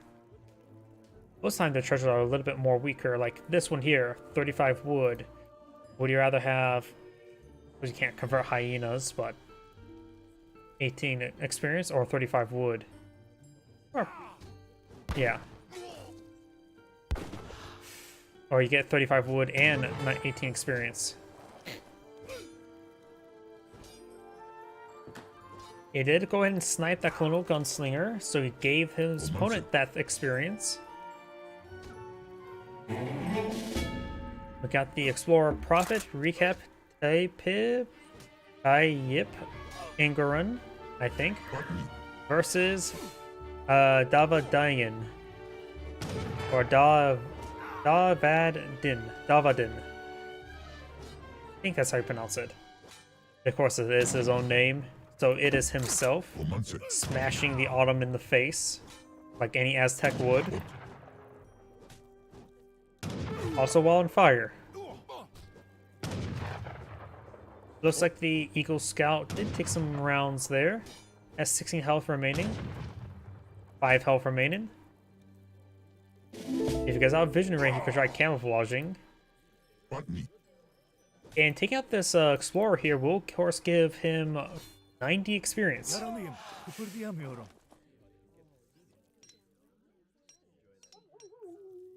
Either way, do we see any decks selected? We do have a deck here, the beginner deck. We got the Villagers, High Priest of Exilton, the Mind Calendar, or Calendar Ceremony. I call it the Mind Calendar. I do really like this card. It's really nice. Wood, Infinite Coin, Warrior Priest, Coyote Runners, Puma Spearmen, Slingers, Trading Hut Travises, War Hut Travises, Villagers, Infinite Coin, Covered Wagon, Smoking Mirror, Slingers, Prowlers, Skull Knights, Noble Hut Travises, Citadel, Slingers, Knight Combat, Warrior Culture, Royal Skulls, and the Skull Knight Temple. So it's not really any focused sort of deck. We do, of course, have the Warrior Priest of the Calendar that can give you up to 5 Warrior Priests. I really do like that. I think this card is underrated. After all, a Warrior Priest is ×2, and I'm pretty sure 1 Warrior Priest effectively gives you, what, 2 resource collection rates in reduction of aging up, and I think that basically equivalent to a 2 villager card with more flexibility in the future with your fire pit really is a good card. I think people sleep on this card too much. Right now he is using Warrior Priests to build Warrior Priests. 53. Did he task? Oh, he tasked. Oh, got the triple additional Warrior Priests there. So 4 Warrior Priests to build more Warrior Priests. Very nice. You can get number 5 from here as well. We do now have the Autumn player bring a shipment of coin. He has looks like Fast Fortress 1v1 or 11 versus 1 of the 5. He does have access to Palace Intrigue there, but he's going to be more focused on the Fortress Age stuff. Schools, Nizim, Fusiliers, Falconets, Fahi. This is going to be aggressive, perhaps military shipments in Age 3. Enter School improves damage hit points of Janissaries, Azaps, and Nizim Fusiliers. Hakim School makes them cost less, heavy infantry. Blue School improve the hit attack and hit points of Autumn infantry.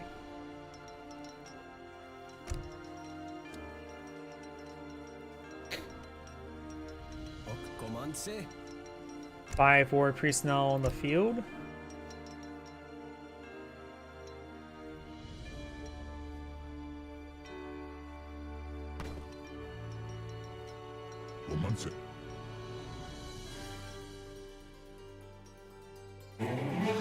The nice thing about this calendar ceremony dance, if you're aging up, it does get applied to the next age up. So you don't have to feel bad of can't use it while aging up. You can.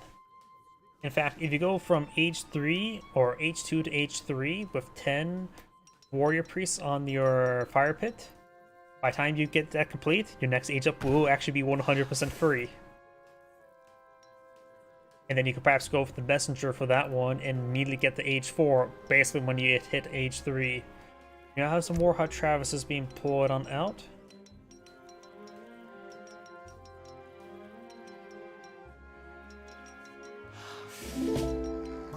Got some Travesty here.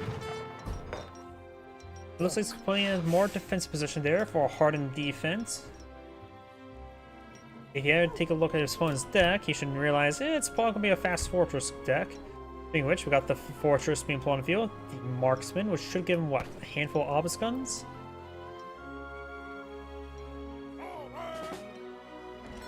So this pyramid here does give the rations of a grave robber.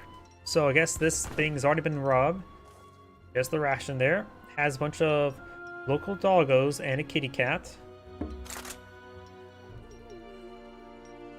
Apparently, I think it was like hyenas, dingoes, and coyotes are all pretty much more or less similar animals, though I think hyenas are more wolf-like when it comes to the native A9. And there goes that Eagle Scout. He was already almost dead, now he's pretty dead.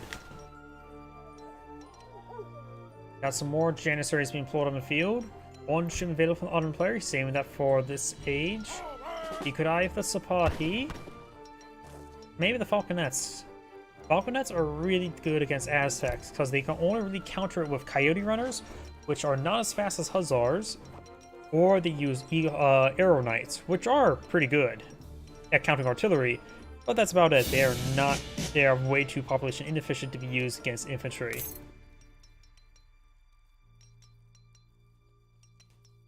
Do now have a Falconet being deployed by the Ottoman player.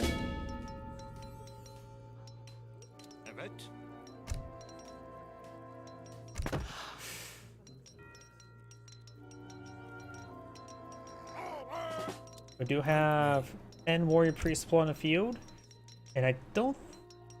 Oh, he already has gotten this card, hasn't he? Going for experience, so it's gaining 13 or 11 experience per second. You can increase it by 10% with this card. As much as I like this card, I find the 10% gathering rate for the warrior priest is nice, but not super great. I never found a real good use of that card. I really wish there was maybe some other warrior priest cards. Maybe a warrior priest temple card in age 4 to improve the build limit of the warrior priests. Something of that sort, potentially. And maybe something as well as for like Eagle Scouts in age 2. After all, the Eagle Scouts I really wish they would do a bit more. The Aztecs do have a card to improve scout upgrades, but actually that's meant for the native scouts and not for the Eagle Scouts. Now I've got the Citadel being deployed on in, which he doesn't have an adequate defense for at the moment. Bringing a shipment of villagers. I also sort of wish the Aztecs farm Travis is more like a general Travis, so you can get either farms or plantations to make that a little bit more flexible. Those are some minor things I would like to see change for the Aztecs.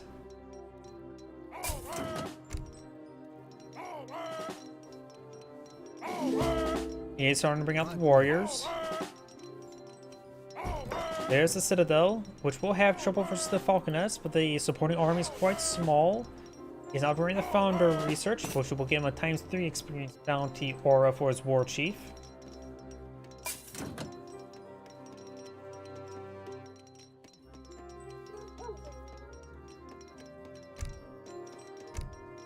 Back to the experience trickle.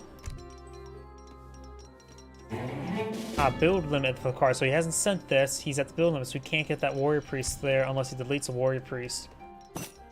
Here comes the warriors. They do offer 20 damage like militia, and also with bonus damage.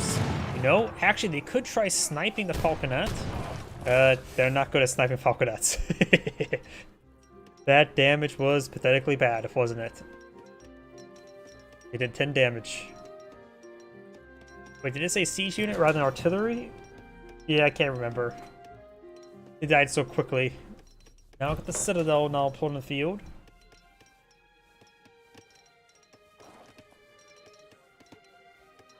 Botany.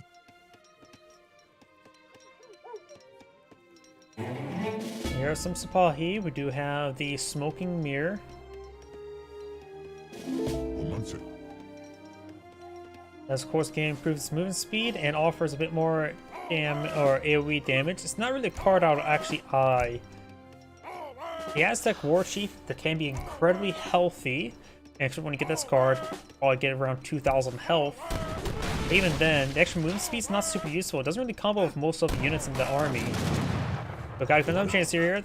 The War Chief's advance way forward, gain some damage. Does take out one of those Falconets. So I suppose he's good at sniping Falconets himself. Probably charging way forward, but nothing here to stop him. He's just simply lacking any sort of units. Still just getting annihilated by Sipahi's AoE damage.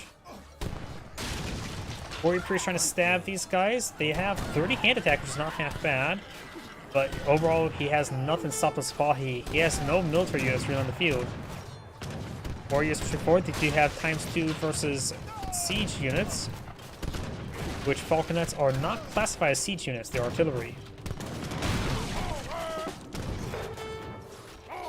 And looks like Falcon is slightly out of range of the Citadel. There's some Janissaries there. Warrior Priest being gunned down.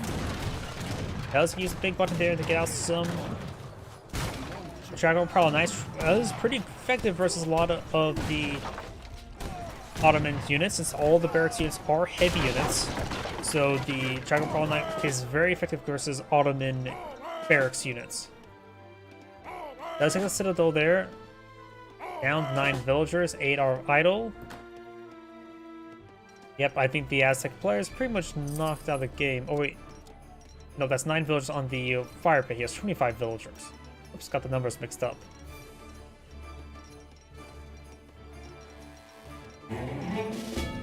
Got a shim available for the Ottoman player. He does have a secondary town center now in the field.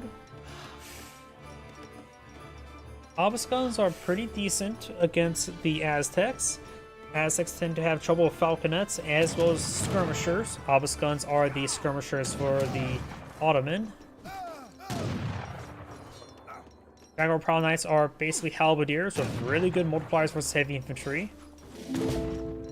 They are the replacement for their light infantry for the Aztecs.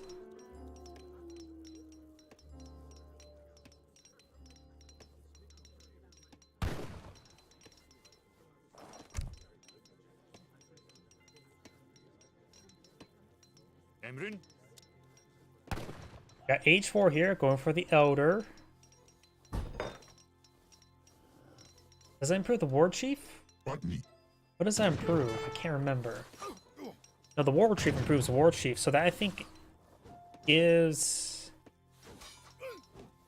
Does that give Skull Knights, or does that give the Noble Huts? Guess we'll find out soon enough. He has 2 cards available. Go for double Slinger. Maybe Slinger and then get enough coin for the Skull Knight Temple. There's of course improve the movement speed of Skull Knights. I think their base move speed is like 4. So still can't move as quickly as the War Chief, even with the increased movement speed card. With the increased movement speed card. I can't think today. It does get the Noble Hut Travises. It has 2 War Huts and 2 War Huts. 2 Noble Huts, 2 War Huts here for defense, but it looks like he's having trouble redeploying or deploying in general. There we go. And they do have now, of course, increased health and damage thanks to that late deployment of that card. There goes all the warriors, who do provide experience when killed, unlike other militia.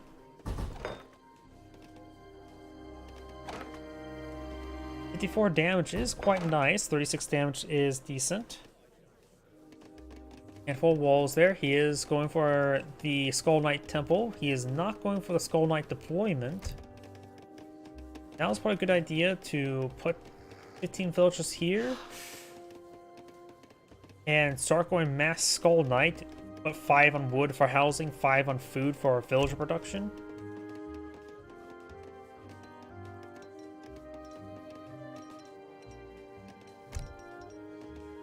Not sure why he has this card. I could never really make this card work because you don't get attack move for your villagers. If you get attack move for your villagers, could be actually pretty decent. But you cannot. Skull Knights deploy on the field. They do have a movement speed of 4.25, which is halberdier movement speed. But don't let them impact. They hit a lot harder than halberdier, especially with their charge attack of 5 AoE. That's even more explosive power than the Ottoman Bombard. So, a lot less damage. You have now the Healing Dance active there. Not bad. A brief moment of that to heal up his units. Now bring in the Knight Combat card. Very nice. He does not have the other 2 Knight cards from Age 3. Has another stream available. He's starting to pull out some Skull Knights now. And he does have 23 units on the what's-it-called? Plaza. Apparently the healing card does not the healing dance does not affect the warrior priest. I did not know that.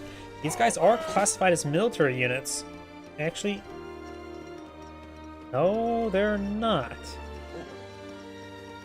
You see here, land military. But these guys are not class. Oh no, they are classified as land militaries, but they're not affected by that one dance. Huh.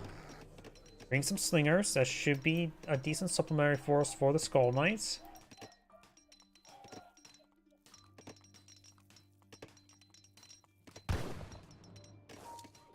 Autumn players bring in some great bombards. Both players now are age 4. He does have triple town center of the field. He looks like he went for the ×2 town center card, so he's going to have soon to have 4.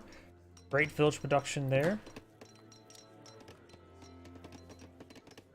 The Autumn player may need an eye for some Arrow Knights. He can perhaps use the big button of the Noble Hut to get out some more Arrow Knights.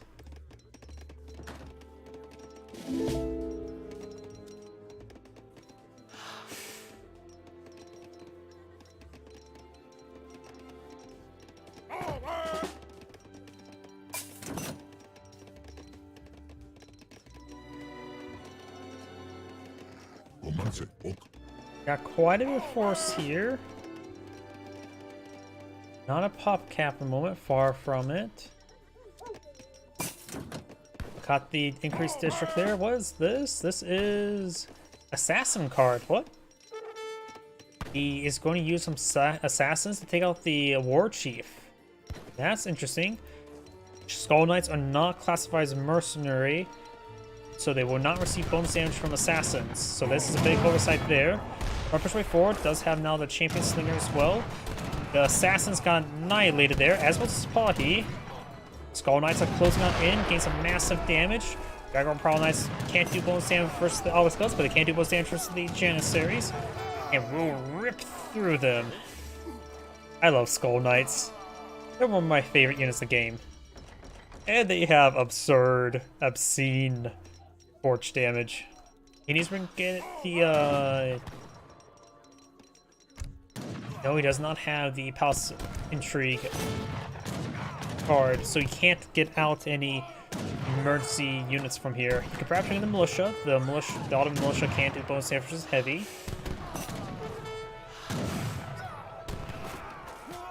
He just finished off this coin deposit.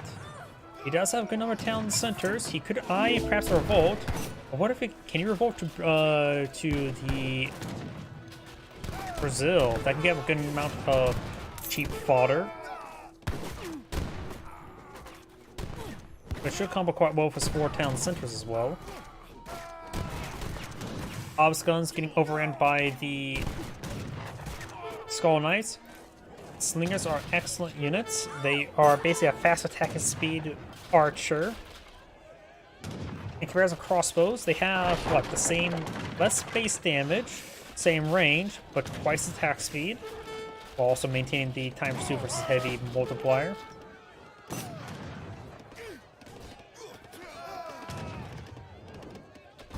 Janissaries do all go down there.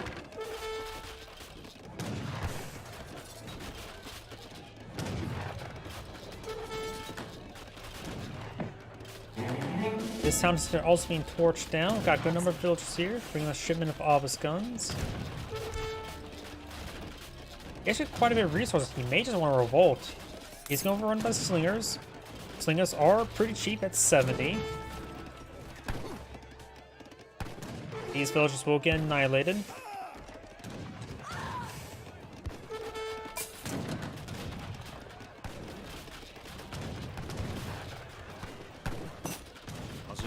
We got now the unique militia here. They do have plus 50% damage versus heavy.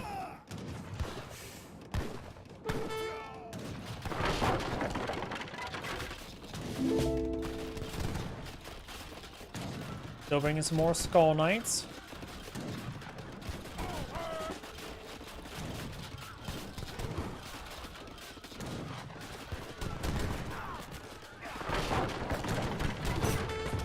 He has revolted. He has revolted the Hungarians.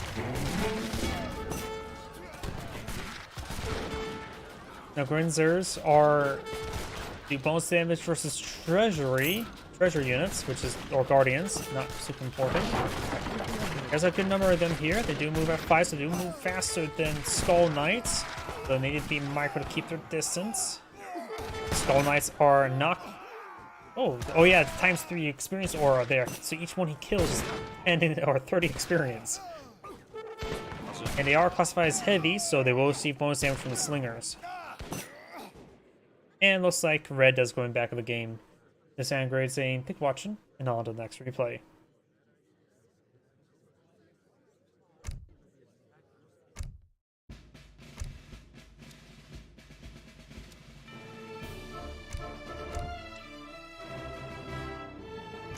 SS Incan.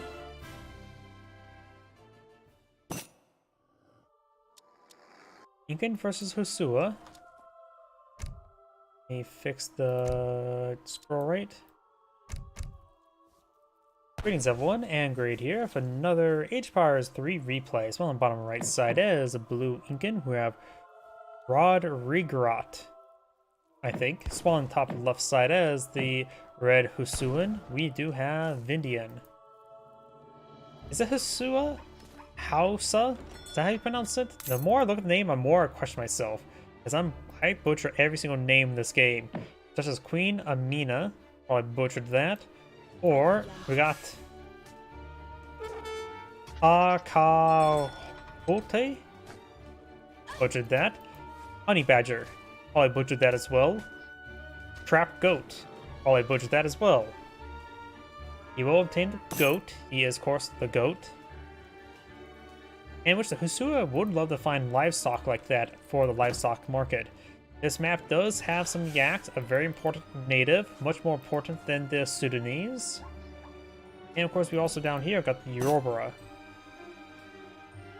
Trading post now being built.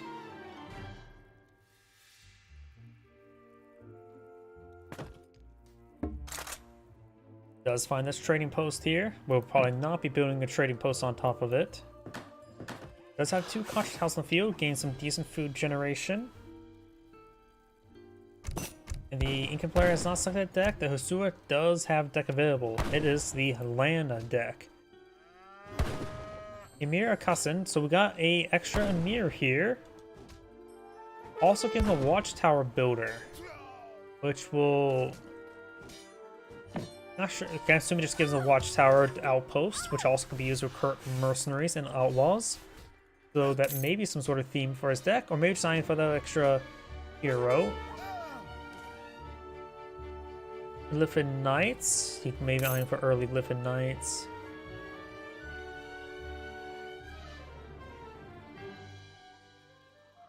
Early Girots. Oh, another Emir here. So you can get up to 3 Emirs with his current cards. I wonder if there's any like hero research. Doesn't appear to be. Any hero research down here?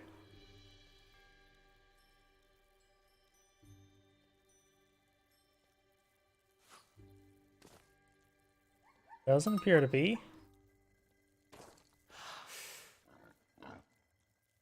Either way, do now have Blue just going for more Contra houses. He is aging up with the Husua. The Husua player is aging up the Husua. And we've got the X1 deck here, so we do have some Native American allies here. Very handy, always get some more allies without the need of pulling out a trade post. See, pretty standard stuff. Warhawk Travis's, Chica Brewing. Got some Lakeheim emergency resource cards, resource collection, secondary economy cards. Machu Pikachu. Wave infantry combat. Baseman. Travis's, yeah, it looks like a pretty standard Incan deck.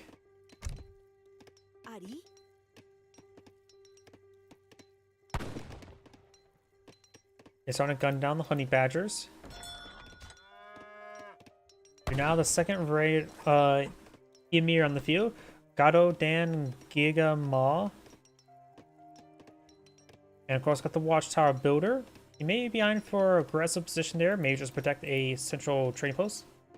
Oh, howdy. Sorry, I just saw your Rumble comments. I really need to figure out a way how to add Rumble comments to the stream so I can see it. Probably not really possible since it doesn't really share the same stuff for Restream IO. Got some Pumbas here. They're guarding the Usi Tutu Golden Stool. So the Warthog's Pumbaa no longer has a seat, you monster.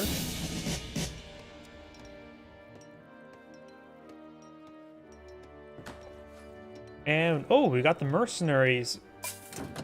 Oh wait, no, that's not the mercenary one. That's the mercenary one. This will give him the one builder card, and we'll be using it. The red seed, get out war huts. Very nice.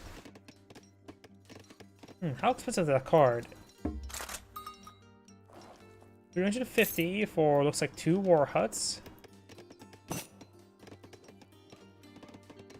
Contra house there, or maybe it was for 1 war hut. What does it exactly provide? It provides 2. Okay, you did get 2 war huts there.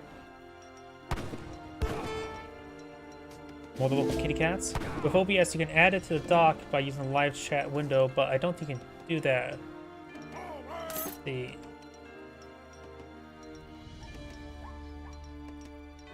I don't think it was with me.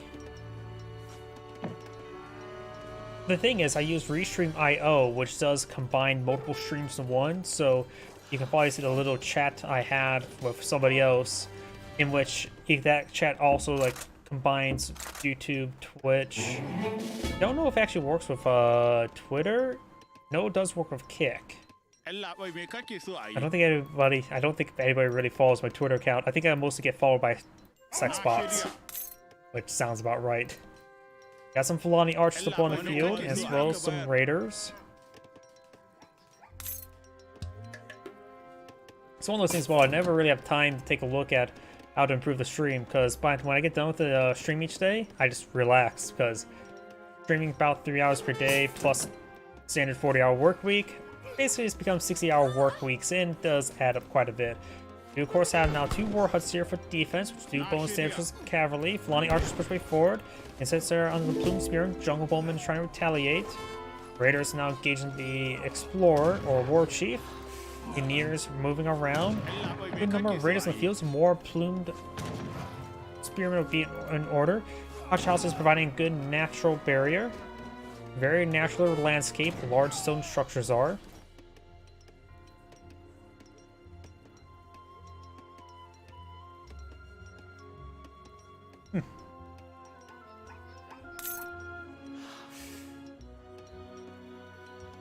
Maybe. Nothing really critical, honestly. To be honest, I don't get many Rumble chatters.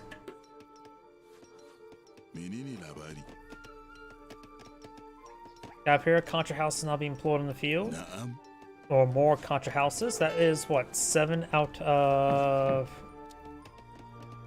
8 out of 12. There's a Contra House there. The villager there may get killed on off. He will take down towards the Contra House. Very nice little pick. Plume Spearmen now engaging the raiders. These explorers, these emirs, are in fact range cav, light cav, and cavalry, so they will see bonus damage from the Plume Spearmen. Jungle Bowman getting some hit by the Raiders. Having a bit of trouble there. More Jungle Bowman's there, right into the Raiders. At this point in time, he needs more Plume Spearmen. Starting to migrate into the War Huts. The War Huts do offer good fire support. The Townsend is not really proper for garrison. 36 damage, so it's roughly the same amount of DPS from the War Huts now. Been destroyed.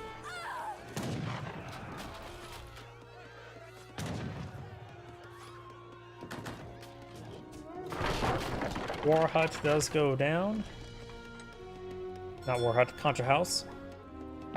More Plume Spearmen on the build queue. It's not every day you see mass raiders, but in this case, they're being quite successful and have a proper escort of archers. We have more Javelin Riders now pulling the field, which Jungle Bone will be effective versus them. I'm not sure why he went for Javelin Riders. Javelin Riders will do bonus damage versus the what was it called? Chimu runners, as well as those scout things, the Chikwas, which are also classified as shock.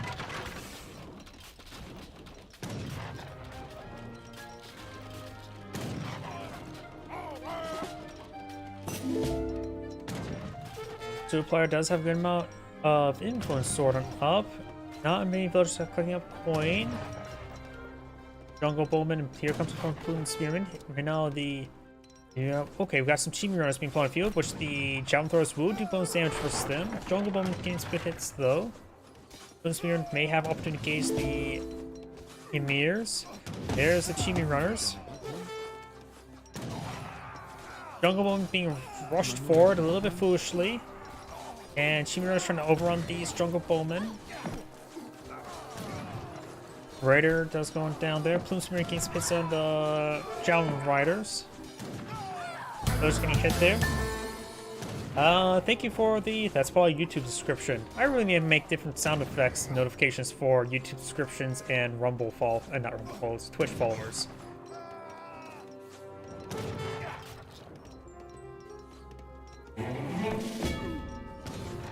Those just getting hit now. He needs to play around the War Huts. That's his primary defensive location. Couple more Plume Spearmen to push on forward. There's a lot of Fulani archers on the field.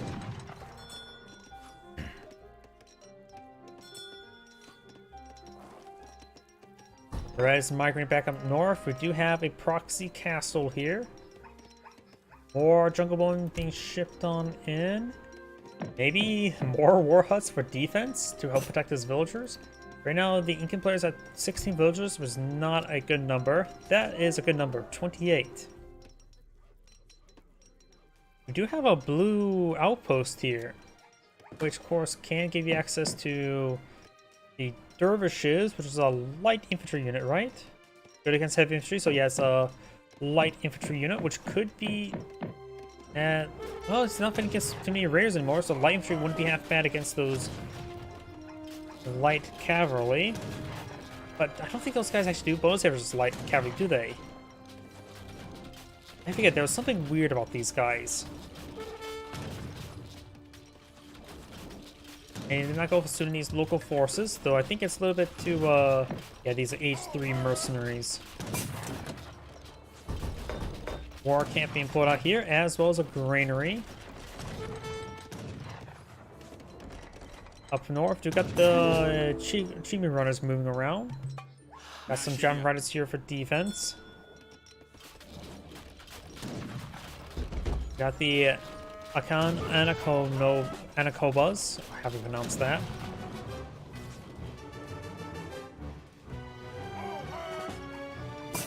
Blackguard Mine Research and the Javelin Riders are trying to increase these forces. Oh no, these are Lifted Knights, not Javelin Riders. I got them mixed up. They're both holding up a spear. Chimu Runners and the Lifted Knights do move at the same movement speed. Lifted Knights are a lot more healthier. Damage is less than the Hussar, but greater than a Chimu Runner. Plus, they offer both mix of melee and range resist. So overall, they're a healthy knight. They've been eating quite well. Jam Riders do move as 6.75, so they should be able to pursue the Chimi Runners.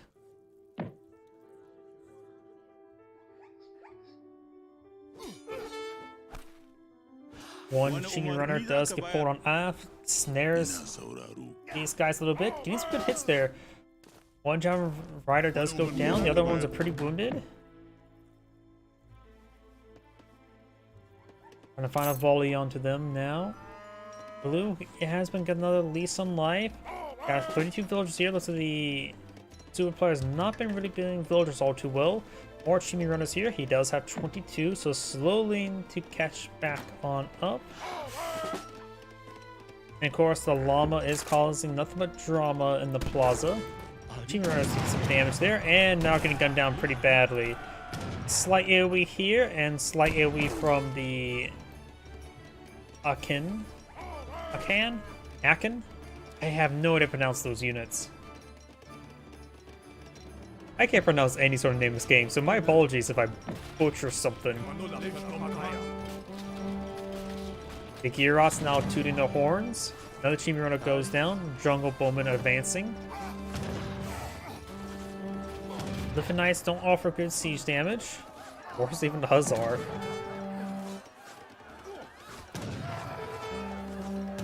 Lithium Knight now engaging Jungle Bowman. Bloom Spearman now engaging them. Gyrots are tooting their horns, stunning some of these units. One of the mirrors shall go down.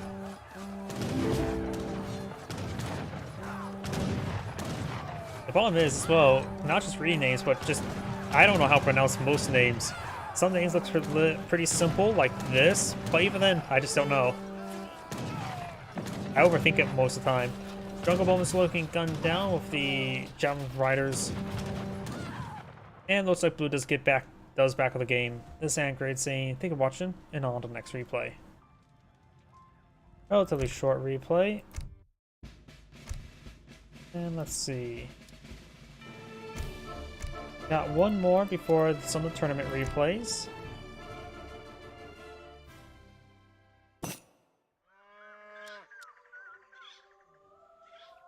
Move to sensitive.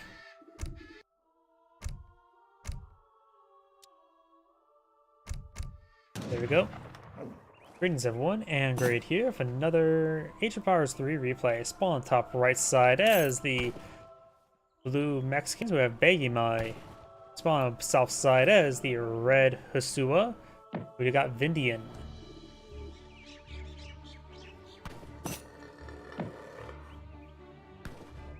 Looks like they want to play a team game with each other afterwards. Or will they be on the same team? Who knows? I can't tell if that's a randomly generated name or a custom name, because that name is Log. I don't know why I can't even pronounce that word. Antonio de Lopez de Santa Ana. Can you have the word de twice in the same name? I don't know, that's like saying the word and multiple times in one sentence. Then again, I don't really know Spanish all too well. I only speak American in gibberish. Either way, Red is going for aggressive trading post here. And we'll be taking out these alligators. Village dog research has been improved, so that must have been from the Hasua. Because the European civilizations, including Mexico and the United States, gets hunting dogs. This kitty cat shall go down, giving his dread two-toed sloth.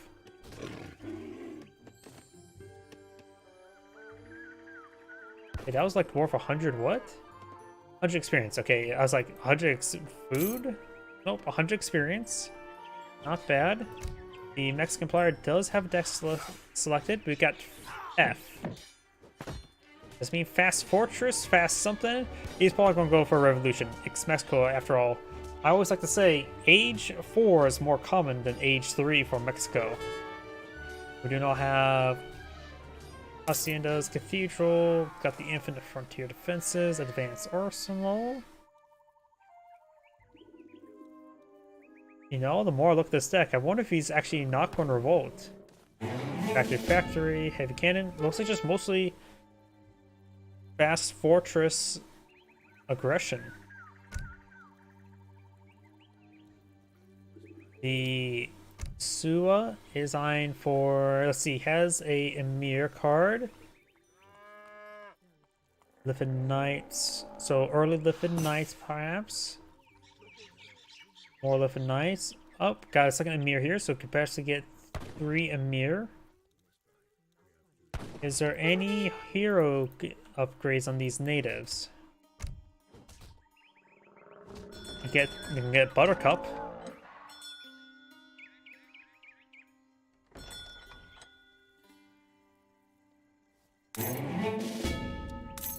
Nope, no hero cards other than deployment of pets, but that's about it. But they do also have archers get bonus damage versus villager card. Interesting. That could be decent for the Sua for the Fulani archers.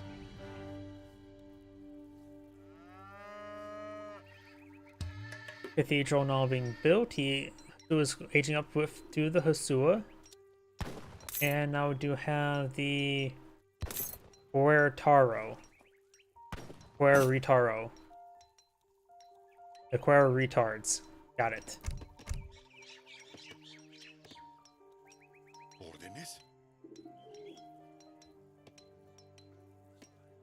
We do now have the Watchtower Builder here. He got the second Emir plus Watchtower Builder from the Emir of Katisina of Katstan.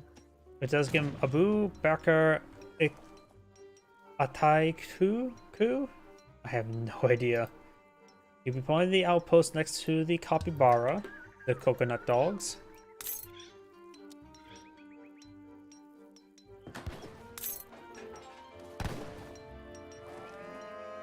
Does have the Hacienda deploying a few, which also the cow is working at it. That is a tapir in the Hacienda. The cow is providing 0.67 food per second, along with the natural trigger of the Hacienda. So effectively, this card effectively gave him 3 villagers worth of income. Now we do have him going for those coin and wood card. We do now have the access the Agrita reforms, give your federal state reward fast and doubled. The next fair upgrade is complete, and +1 Hacienda, and also give your Hacienda's plus 20% population. So effectively this is 40 population 1 card, as well as the capability of utilizing 2 Haciendas. Which is not bad. Not super great either. It effectively gives you 400 wood for immediate use or not needing to use into housing. The extra Hacienda early on can be quite nice in case you need to switch to secondary economies, but you tend to avoid that until the last moment. Raiders now pull on the field. Usually this amount of raiders suggests you go for the Songhai, but not this case. We got 2 Emirs and 5 raiders here. That's a lot of heavy cav. You may that's a lot of raiders. Now we got 10 raiders and pull on the field. You may need to get out some insurgents. He does not have an outpost here for the extra defense. There's the militia. Doesn't get that house there. The Mexican player is a pop cap at the moment. Does have 2 insurgents on the build queue. Let's get the wood collected on up, and then actually get some cows in the field. He almost has enough resources to age up as well, so he needs more coin. There we go.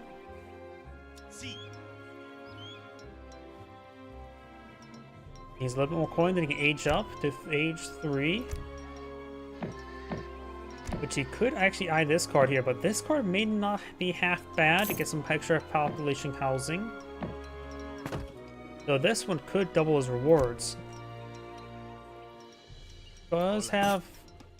I think he saw him build 2 insurgents. He may have canceled them. Got a couple Fulani archers here. Villagers getting hit now. They can always garrison the Hacienda. I got some down riders there. The militia are down to 1 health, so they can be picked off easily.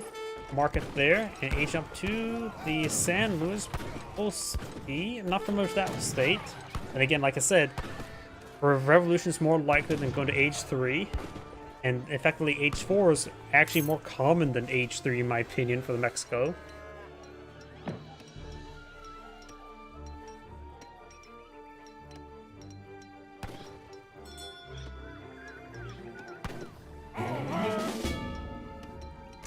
2 more shipments available. Going for the greater reforms before this is complete, so you will get that doubled.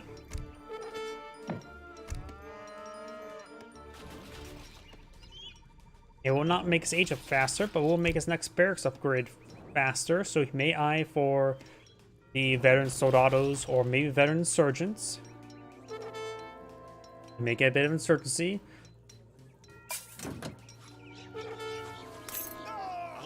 Insurgents will get ripped apart by these Fulani archers. They're basically a cheaper version of Rodialos. And that trade post shall go down. Alice and Mina will be deployed in the field. And more javelin throwers there. Fresh hut deployed in the field.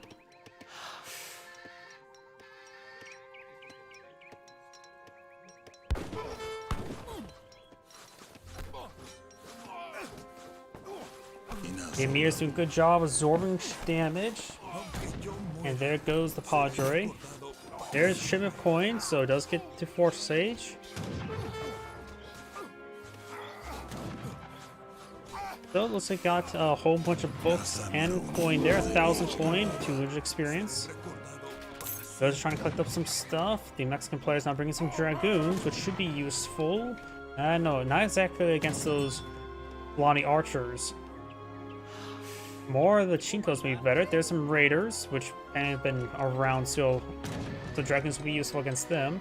Right now, the Mexican player is just pretty on the back foot. Does have no shipment available. Going for the Saltieros, the skirmisher. Not really feasible trying to go for a fort. Chinkos quick goes on down.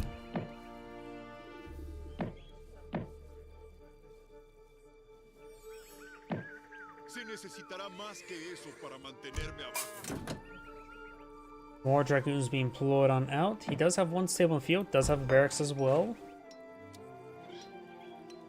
Has some influence being shipped on in. The Hasua player is very far from aging up, has nowhere near enough coin.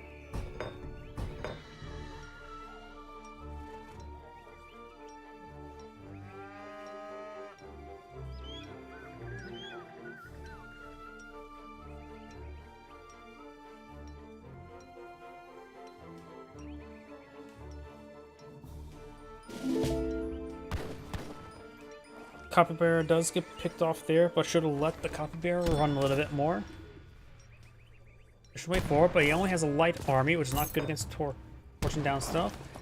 These castles have basically extra hit points in the watchtower, but offer same damage with a little bit AoE. Now I've got some musketeer, the soldados, which are a ×2 musketeer. The mirror being point field, I saw another palace builder or kingdom builder. Got a lot of proxy castles here. A lot of red force in the field. Got 74 versus 56. Soldados are a good first step. Right now his hacienda is pulling out more villagers. And maybe worth it go for the Puerto Haciendas. You can also go for the San Luis Patriots, which will give him 8 Chinkos, which are the heavy cav. Bustamante enables the general to construct field hospitals for free. Soldados get 10% increased hit points and may be deployed from field hospitals. That can give them extra production structures, but only limited to 1 unit.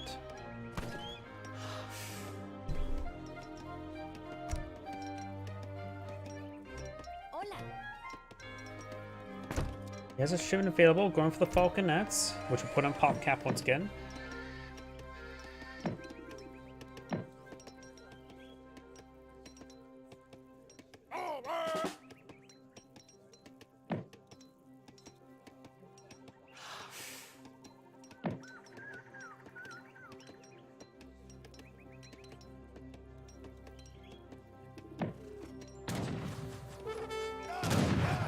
Villager takes some damage. Soldados are Decent damage, decent range, but of course against light versus light, it's not going to be too particularly great. There's the Falconets that will be very helpful, but right now the Mexican army is much smaller than the Sioux army. Does have lacking a little bit of counter there. He falls back to this cannon. Saltieros getting struck by the cavalry, and now the Falconets getting focused down by the various units. One Falconet does go down. Gem Riders do offer decent range damage against artillery. Better down the Fulani archers. Soldados and Dragoons are doing a good job holding the line. Does get one more shot up there, the Falconet. But right now Blue's back line's gone. Blue's front line's starting to fall apart. Villagers getting hit here.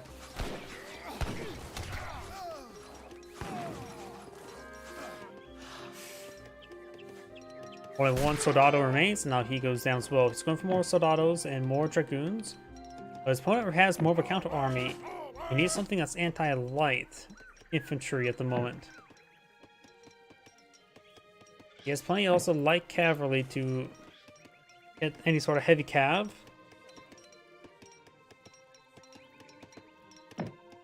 Maybe possibly going with the fort as defensive emplacement.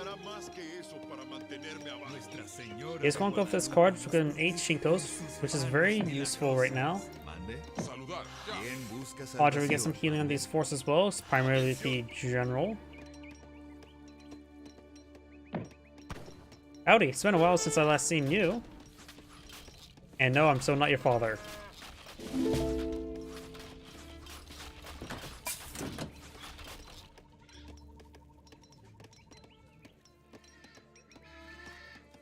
¿Cuáles son mis blancos? The Chinkos do also a bit of bonus damage versus heavy cav, but overall they should do quite well versus the Fulani archers.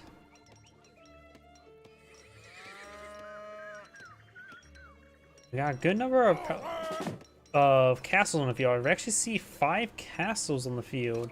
Any build limit to these guys? 5 out of 5. I rate that 5 out of 10.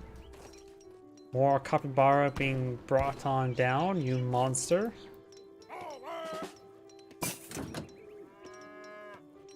Royal Hunters now being researched, and the Emir being redeployed.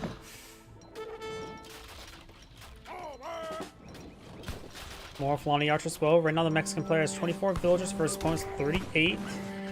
Chico's pushing forward. They are engaged the ground throwers at melee range. Overall, he simply does not have enough heavy cav.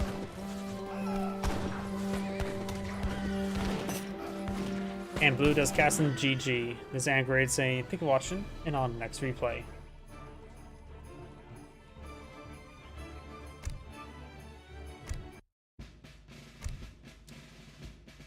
Well, that's the last of those replays. On to the tournament replays. The reason why I don't really cast tournament replays, because most of the time when people upload them, they're more of a mixed bag, because they more or less upload all replays, not necessarily just the good ones. Oh boy, that is way too sensitive. And that is now good. Greetings everyone, and Grade here for another H-Bars 3 replays. Well, on the top right side as the red Indian, we have Look Tom with a lowercase o. Small on the left side as the red Ottoman, we have Shake 2020. Oh, sorry, I just saw your Rumble comment. I'll see you later, perhaps tomorrow. Or maybe in 5 minutes. We do now have the Autumn player has selected deck, the Silk deck, which I'm assuming it means Silk Road. Got quite a bit of cards here for maximizing Silk Road. It does improve the drop-off resource rate by 25%, as well as gives you more resources from trade routes by 25%. He does go for a trade post here, very nice.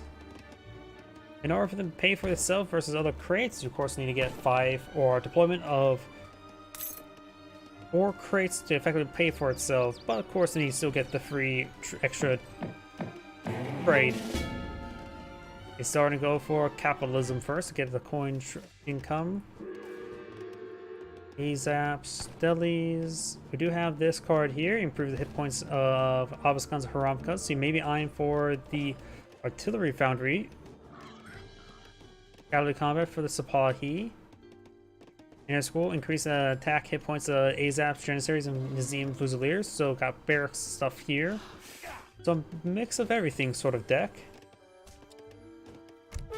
I got the wood trickle here for the Indian player. Also got this golden face. One is I have more hit points and build faster. So it's more of a nice card to have, but nothing critical, I'd say. He could probably skip this for age 1. Of course, I'll get faster age ups, which could be useful. Tiger Claws, which are a shock infantry unit, more wood trickle and more export stuff. Army Swordsmen are, of course, a neither heavy nor light infantry unit. They're like an anti-light infantry, right? Good against heavy infantry, so nope, I'm mistaken. A lot of elephant cards here, as well as some camel cards. Blue will kill this Greek man, this Kelphit, and steal his monk, not monk who heals damage, that's the Brahm itself. He does steal it there, and does take his Ottoman standard bearer away from the Ottoman player. You monster.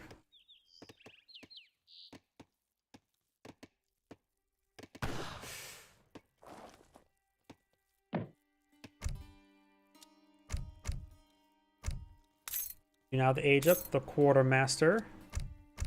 And we do actually see the Advanced Wonder card.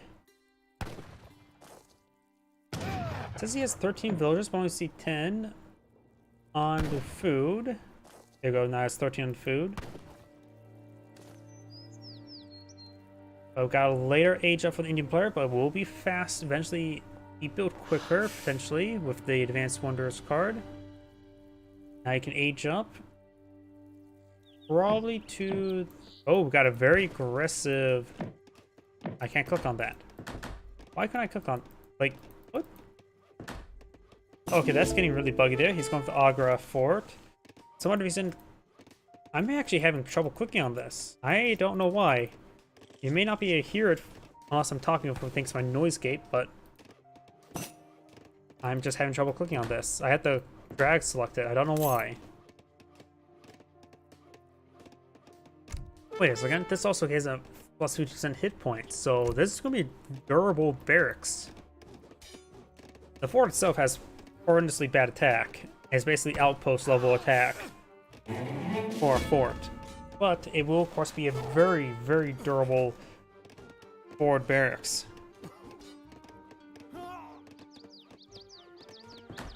It does also get a pair of Sepoy.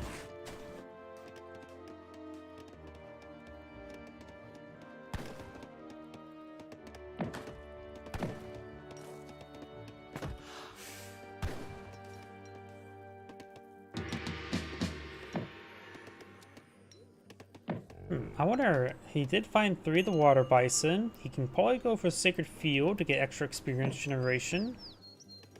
You can worship those water bison. We do now have the Sepoys being shipped on in, as well as a pair of Sheepoys being deployed on the field. So we're going to see some aggression here from the Indian player with Sepoys. The Ottoman player should counter with obelisk guns. Does have round Janissaries, which are a not bad musketeer unit. They offer less damage, but offer a lot more health than a musketeer. Their melee damage is a little bit higher, but I think they have less multipliers as well. Local doggos will go on down, and he will steal their Polish Hussar wings, so they can no longer wear those in battle. You monster. Sepoy, push me forward, 10 of them. That is a good number of Sepoy. 2 more on the way. Going being shipped on in for the Ottoman player. He's definitely eyeing for a fast fortress. He does have 5 defensive Janissaries combined with the militia, which do bonus damage is heavy. He should be able to hold just fine. Bring shipment of wood as well. He does not have enough food or gold to age up at the moment. There's the militia. They offer plus 50% damage versus heavy infantry, and they have 24 damage, so 36 damage per strike is basically skirmisher level damage. This one does go enter the melee. And the Sepoys get Forced back, and he took, what, no damage in return? It's all 5 Janissaries alive, so not bad. He will have to recover resources for his age up. He could take time to start torching down this outpost. The Ottoman player does have, of course, 2 outposts here. hazır. Emrin?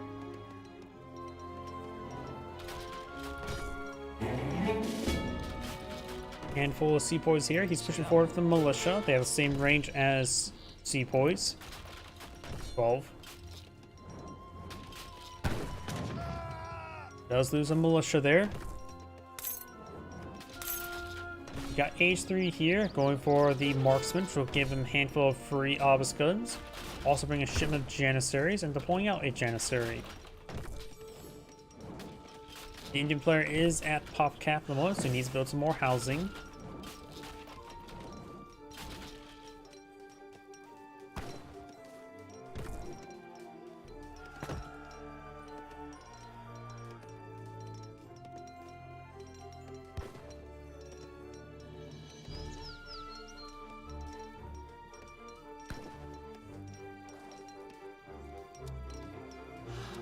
Evet.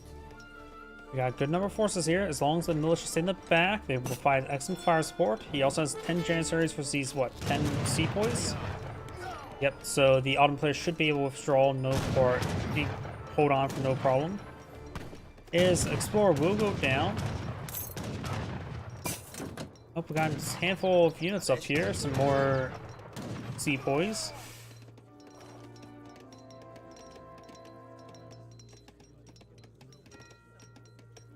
Now it looks like he's going to go for the Ottoman allies to fight against the Ottomans.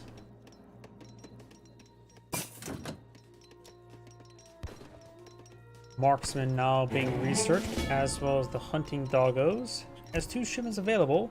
He may have like wood and coin. Maybe not. Maybe better just go for something else. Maybe not the Mamluks. He's going for the falconets and janissaries. Not bad.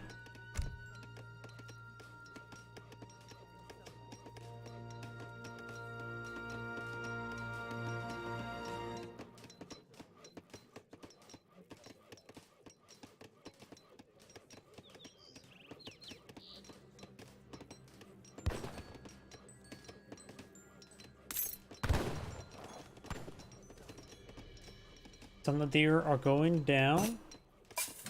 We got the veteran something there. I think it was veteran janissaries.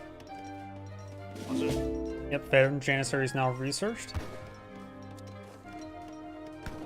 He's any relations with the Ottomans. And now got the Crimean Charmander Gate, which does give him access to 1 Mauthaut Lancer. And can drain the Mazambari units, the stable units for the Indians. Pushing forward, the fort only has 25 damage, is not great. 3 OE is actually decent for a fort like that, but he will be able to torch this down no problem. Sort of. It does have 50% extra hit points. This will buy him a lot of time. Though it is going down pretty quickly, so maybe not too much time.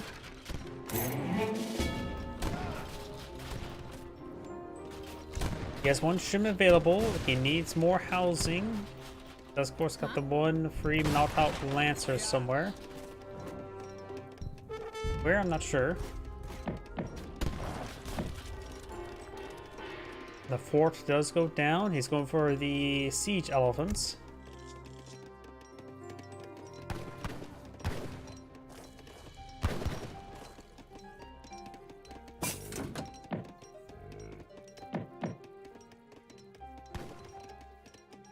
Gonna fall back now. Oh, I hear something up here. There's the Lancer. Apparently, I didn't see the elephant eating villagers. Doesn't do any bonus damage to villagers, but does do good damage with a bit of AoE, which villagers tend to stack on up. Additionally, has over 1,000 health, in which he just lost half the health there. And there it goes. Put enough bullets into elephant, it will go down, stampeding or not.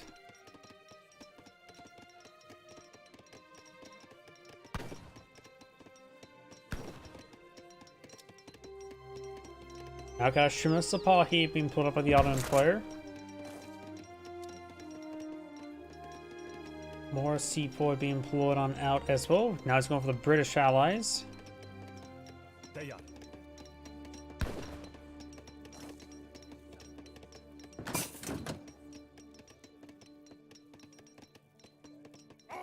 أمر. Now got the Ottoman player advancing with decent armored Janissaries. Does 2 militia members alive and has 4 obelisk guns from the marksman. Ottoman explorer will be gunned down.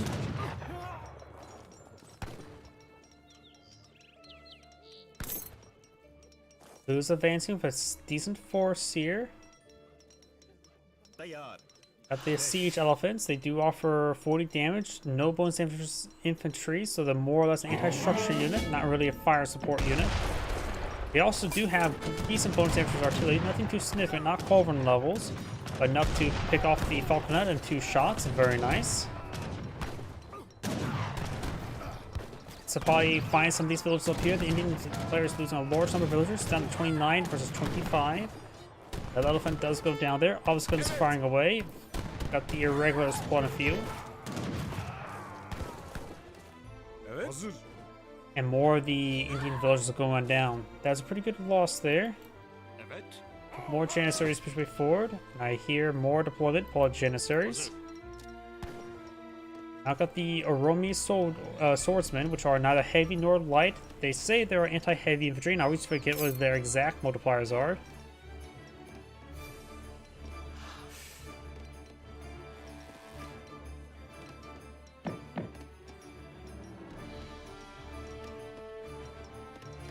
They should be, there they are. They do have a bit of bonus damage versus heavy infantry, a little bit less damage versus all cavalry, bonus damage versus light infantry. So almost, they mimic a skirmisher, but they're not a light infantry, they're just infantry. So they are a relatively unique unit. They also have 1 attack speed, so their attack speed is 50%, or was it 50% faster or 33% faster than normal other melee units. 33% faster, I think, technically. But they're getting ripped apart by the Sipahi. Janissaries push forward. Swords of these Oromi warriors do have 20 damage. Looks like they all get ripped apart there. The Sipahi got a lot of free hits there. Seaports get some decent damage to Sipahi. 1 now remaining. But Janissaries was like, we'll win out this fight. These guys are disciplined. Now how the disciplined Gurkha researching the way. He's going for a skirmisher against the Janissaries, that makes sense. And now you also have the much heavier Egyptian Mamelukes being deployed on the field, which are like 1,000 health Azars.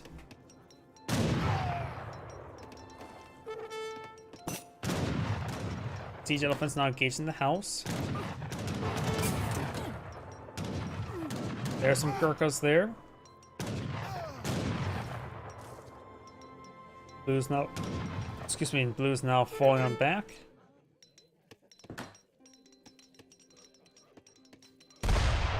Siege elephant does take a pair of housing there, putting his opponent's pop cap. This house will get built there. Another round Janissaries. No respects the raiding siege elephant. There's the Mamelukes. There are not 1,000 health Hussar. They are a 1,500 health Hussar. So they're even heavier. I think I got them mixed up with a Senar Horseman. But the Mamelukes offer massive amount of health for a mercenary unit. They also have 40% range resist, so even light cavalry you have trouble putting them down.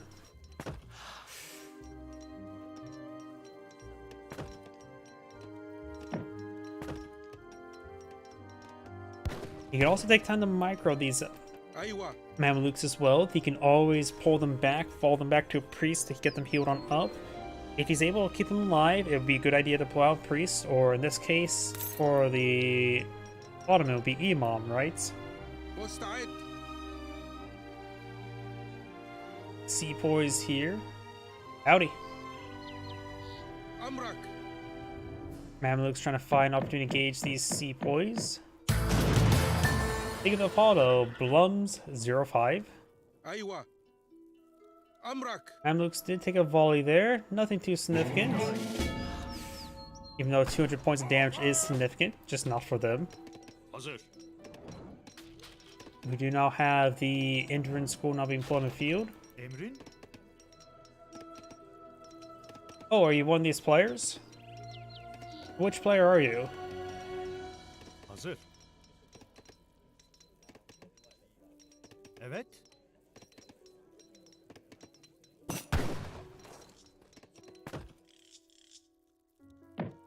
Oh, you got a replay you want me to take a look at?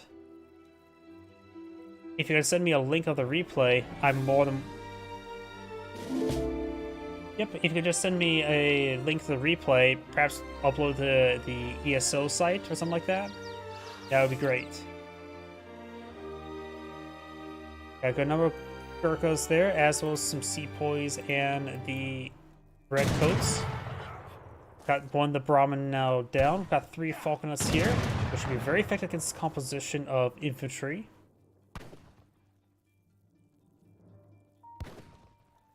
Trying to keep his distance, trying to set us up away. These Mamluks cause a bit of issues. He may need to get the sepoys into melee mode and engage some Mamluks a bit more successfully. And the Falconets get a massive volley on the sepoys. The Falconets should focus on the Gurkhas. And the Mamluks will focus on Gurkhas. One of the Mamluks do go down. And that is the end of the replay. This Angrade saying thank you for watching, and on to the next replay.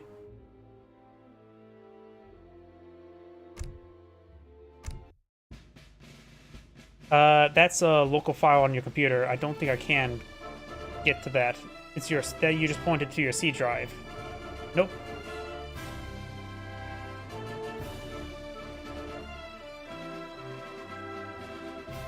Let me just pull up the ESO site.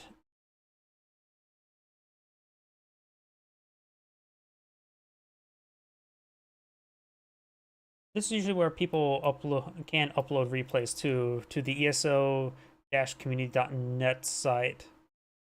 Not sure, probably need a login, all that sort. Are you part of these Sumbros community?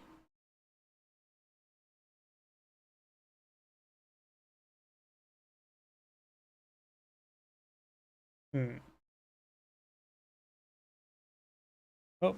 If you take time to upload a replay to this site, then I can go ahead and take a look at it. Probably cover it on a different day. This is a common site for people to upload replays. It is the ESO. Here, I'm just going to IMU it.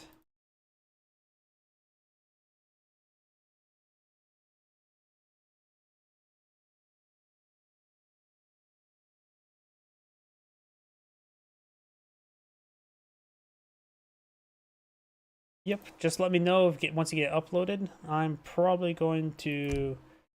Oh, I only have a couple more replays left here. I'll just go on to the next one.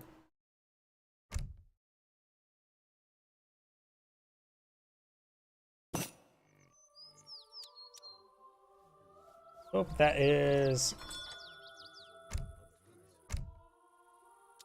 way too sensitive. Greetings everyone, and Grade here for another HPowers 3 replay. So on bottom left side as the blue Portuguese, we have Shake 2020. On the north side as the red Italians, we have Look Tom with an underscore. No deck selected here, no deck selected here. We do have a house, market, and trading post going on up. It looks like they did use the rapid build ability on the market there to get it quickly built. It's going to take time with the house to get that built. Interesting note, he did use a rapid build here and immediately goes straight for the Very Fine Coat. When it comes to Italians, they do get a free villager for every single research, so going with the Great Coat not only gives them more durability on his villagers, but also gives them a free villager. A quick way to get a quick villager out. Something to keep remember there.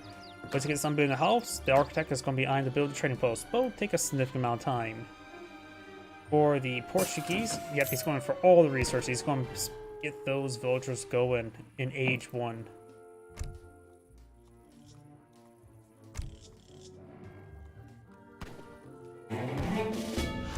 We do now have a deck selected for the Portuguese player, going for Federitas.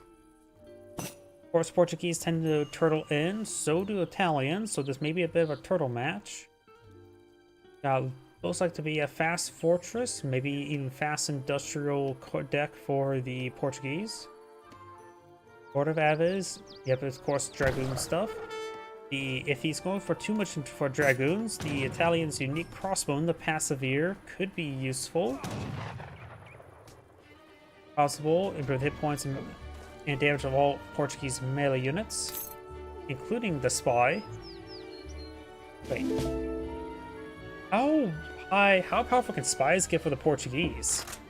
As that just straight up adds base damage to the Spy. Got some Costadors here. We do now have the Naturalists being deployed out.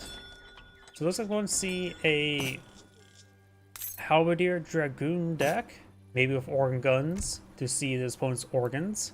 Preparado.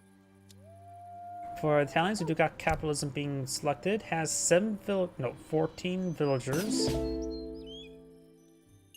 Advanced Politicians. Here's a fun fact about Advanced Politicians. You can get out a cheat unit by going for age 4 to age 5, going for the Engineer of the Advanced Politicians active. You can get like the Leonardo tank.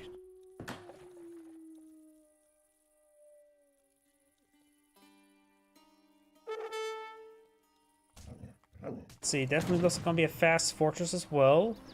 Does go to the coin shipment as well. Now we're starting to bring in the governor. So we got 16 villagers right now for the Italians versus the Portuguese, just 10. Qual é sua ordem?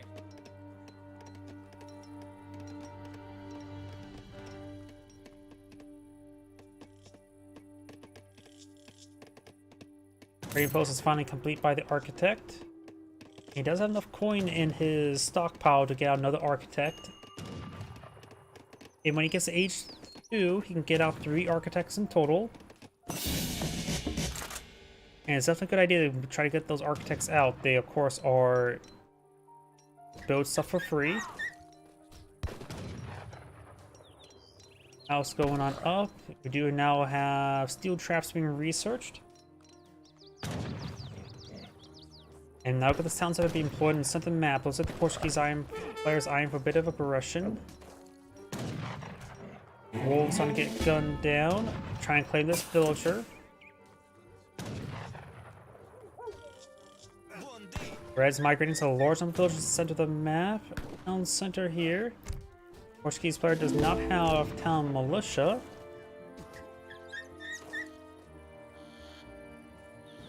And Red will get this extra villager. I'm going to Industrial to be a fucker. Interesting name for an explorer. Versus Diego Alvarez. Preparado. Red may have spotted that town center there. Nope, he does not spot it just yet.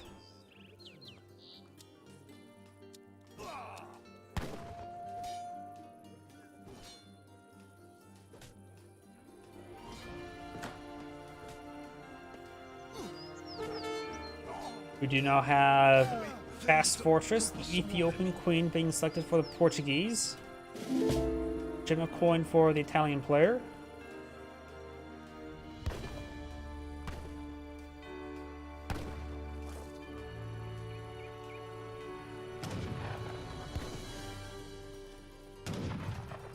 Bit of damage there onto the Explorer.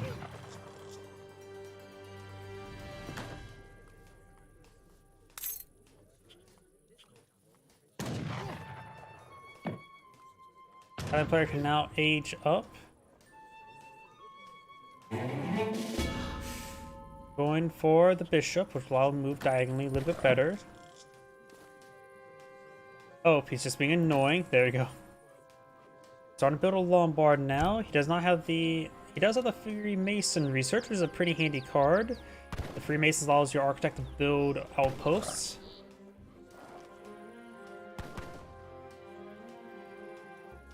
Also has a fort. Got a 4 outpost card here.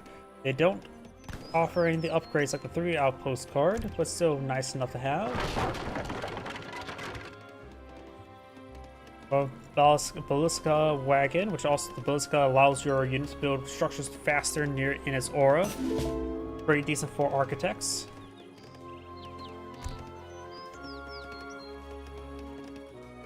Also allows your Lombards trickle experience while trading. The Portuguese player, of course, does have now 4 barracks and maybe eyeing for some Caçadores.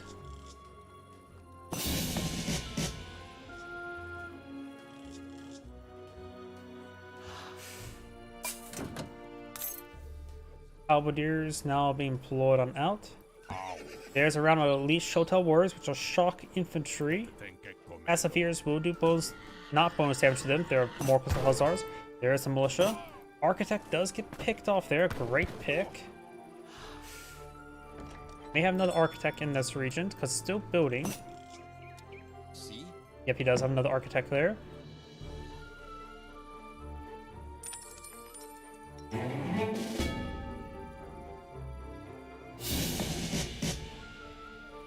Now he's trying to go for Papal Lancers, which I believe are a Halberdier unit. Going for Shimmer Falconets. Does get out a covered wagon.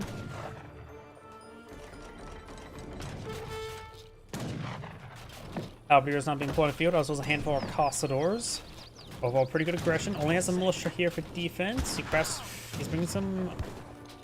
I don't know if he's bringing some musketeers, not mercenaries. He can blow out outlaws and mercenaries from the Lombard. Caçador is taking out those militia. Ballista being torched on down. Town center still being built. Shotel War is still being picked on off.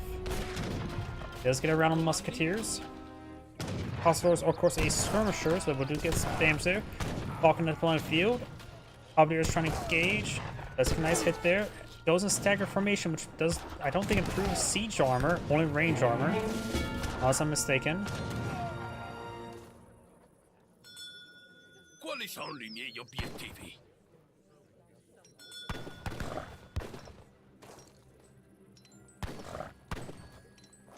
Now I do have the wood drop off into the Lombards. He does only have 1, so it'll take a bit of time for that transfer.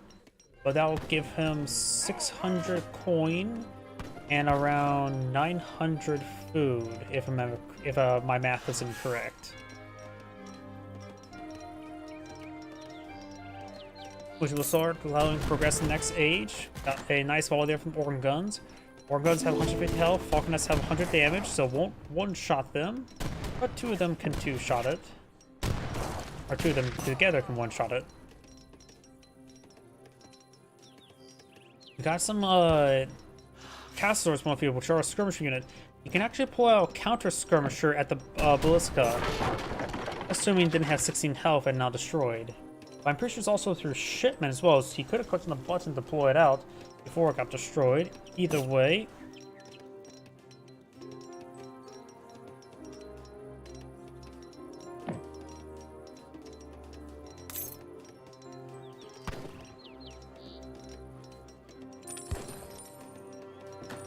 Another Lombard deployed on the field. There's an outpost here. I'll take a volley on something.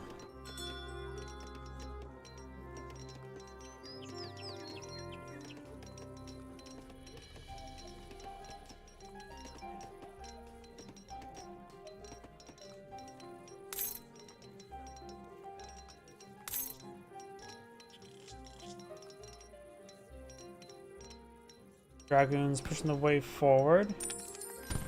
Another Lombard there. Wall under siege. We got 2 Falconets here.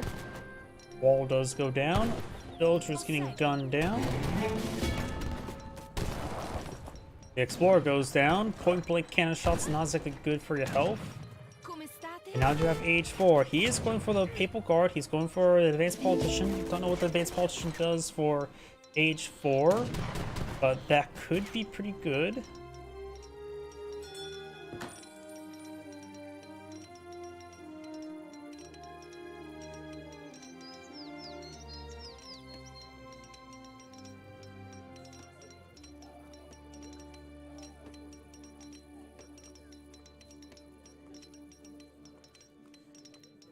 Down player's mounted defense, but soon he has his desired age, unless he's going to try revolting into Brazil. I sort of like the Brazil revolt. There's the Papal Guard there. It does get 10 Papal Guard, which actually is quite significant. And there it goes. Papal Guard has damage absorption, as well as being a Halberdier variant. They're not the most agile of units, but they should be reasonable enough. Lombards here, so it does have soon to be 4 Lombards.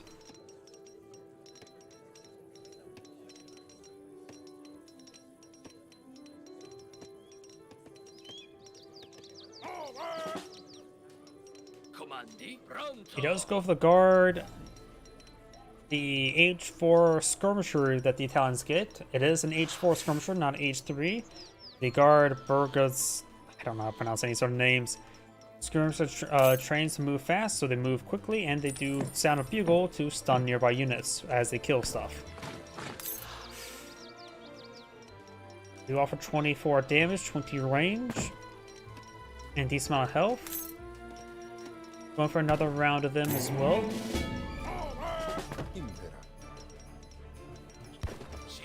They do move at 5, which is decent speed.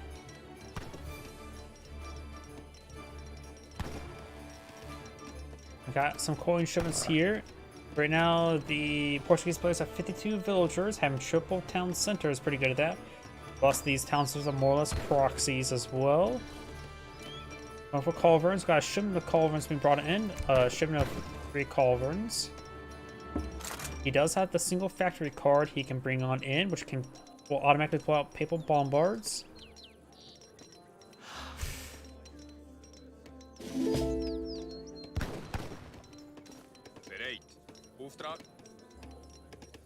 Papal Guard are now making their advance. Culverins should be able to one-shot these Orkan guns. They do 160 damage per shot. These guys have 150 health. I'm gonna torch this down. Papal Guard have 25 siege damage. Not too particularly great for a Halberdier variant. And the Skirmishers don't have great siege damage either. Culverin versus Culverin. Red does lose a Culverin. Blue loses a Culverin. Red's backing on off. Trying to advance. Both of them lose each other one. But however, Blues did receive splash damage there. Militia now bashing down. And does get enough damage there for the Militia to take out that Culverin. Blues town center does go down there. Militia will be picked off by the Falconet. And now I've got a shipment of Papal Lance from the field, which I think they have 1,000 health in this age. He does have access to the Papal Arsenal to give them charge attacks. Going for the not Great Bombards, the Papal Bombards. Nope, he's going for the Financier to put investment of 2,300 coin into your Lombards, which will give you about, what, 1,150 wood, and add 50% to that. What? 1,675 food? So it's a pretty good card. Does take time to process with the 4 Lombards, but shouldn't take too long. Papal Lancers do have 1,000 health. They do both old infantry like a Lancer. They are Papal Lancers, of course. These guys do take a pretty good volley there. Good number of Halberdiers here, as well as Dragoons, so he has good enough to counter this heavy cavalry. Needs another Culverin or 2 to deal with these Orkan guns. If he can get rid of those, then his infantry can advance. More of the skirmishers being employed on the field.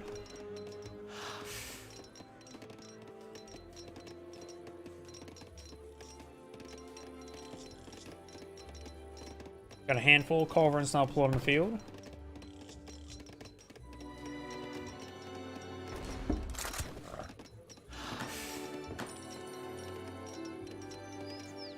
Lombards trickling away.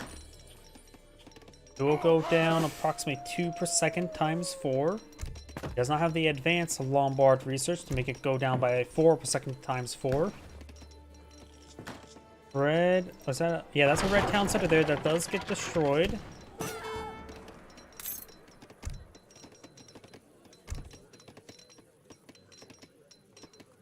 Cannon player may want to eye for his factory next. Range shipment of the Papal Bombards. Blue's not going for a fort. Forte Salago.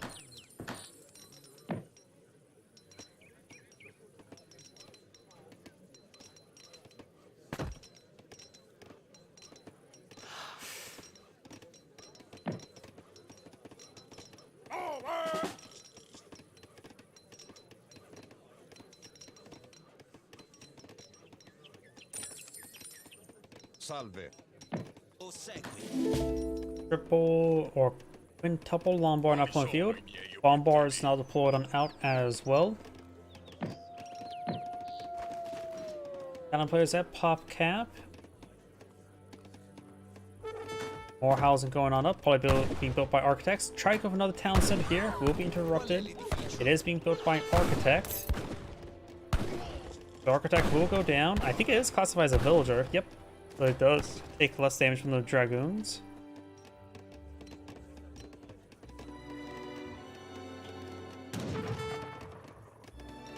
Red's now advancing forward, has a massive amount of artillery. Papal Bombard does take a good hit there, does do 430 damage with good AoE. Does less damage from his artillery, so it's not meant to be a counter artillery, but it did one-shot the culverin. Maybe some support there. One Papal Bombard does go down. A good number of Cossadors here.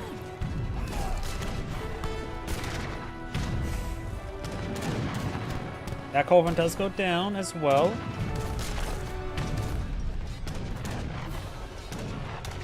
He really should go for the counter skirmisher unit from the Basilica. That will probably be very useful against the Cossadors. Got some bugle toots there. Yep. The sound bug's starting to set on in, so I'm not hearing all the toots. Another industrial age now research for the Portuguese player now. But gets out another cover wagon. That could be picked on off here. Try and go for the cover wagon. Walking gets a good volley there. And the cover wagon stays alive with 12 health remaining.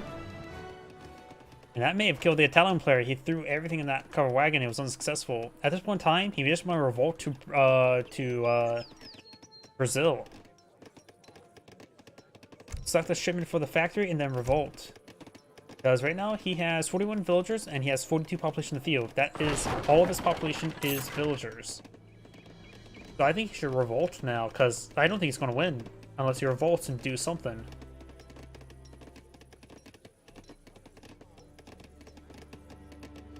Revolting Brazil will give him 42 revolutionaries as well.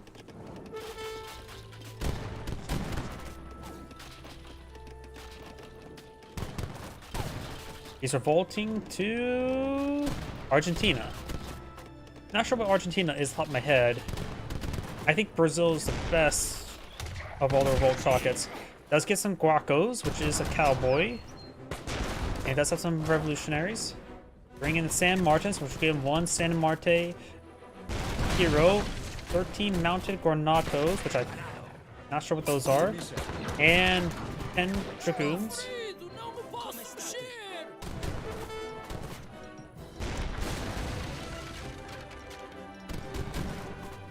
And this does cost 1,200 coins, so it is expensive shipment there.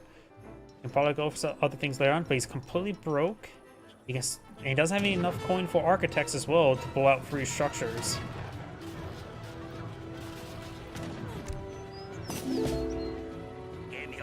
Mounted grenadiers. That's what those guys are. They are classified as heavy range, no, the light range, heavy cav, heavy range cast, the all cav. The Dragoons will do bonus damage versus them. Also have some guard Dragoons there. Revolutionaries firing away. They will do bonus damage against all cavalry at range. Right now, the Portuguese army is completely surrounded, getting splashed down by these mounted grenadiers. But he may hold, has the fort firing away, providing constant fire support. These guys don't have great siege damage compared to other grenadier troops, so the fort is still going to stay strong, even if he does win this fight. And he does not win the fight. And Red does cast in GG.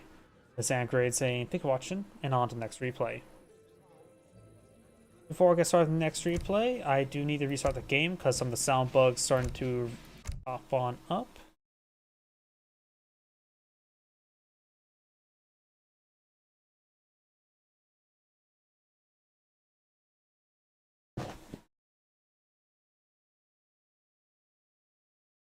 And there we go. And while that's loading up, I'm going to use the restroom. Please give me one moment.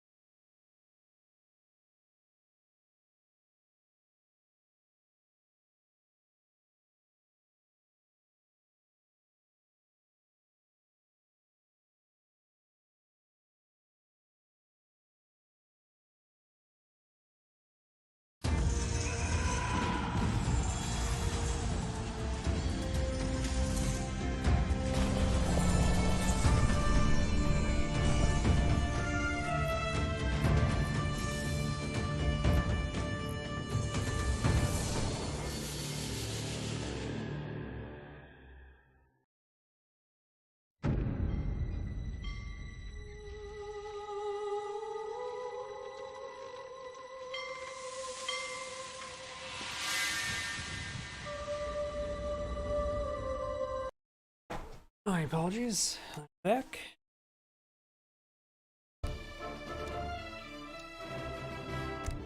And the last tournament replay I have stored up. Let's take a look at it.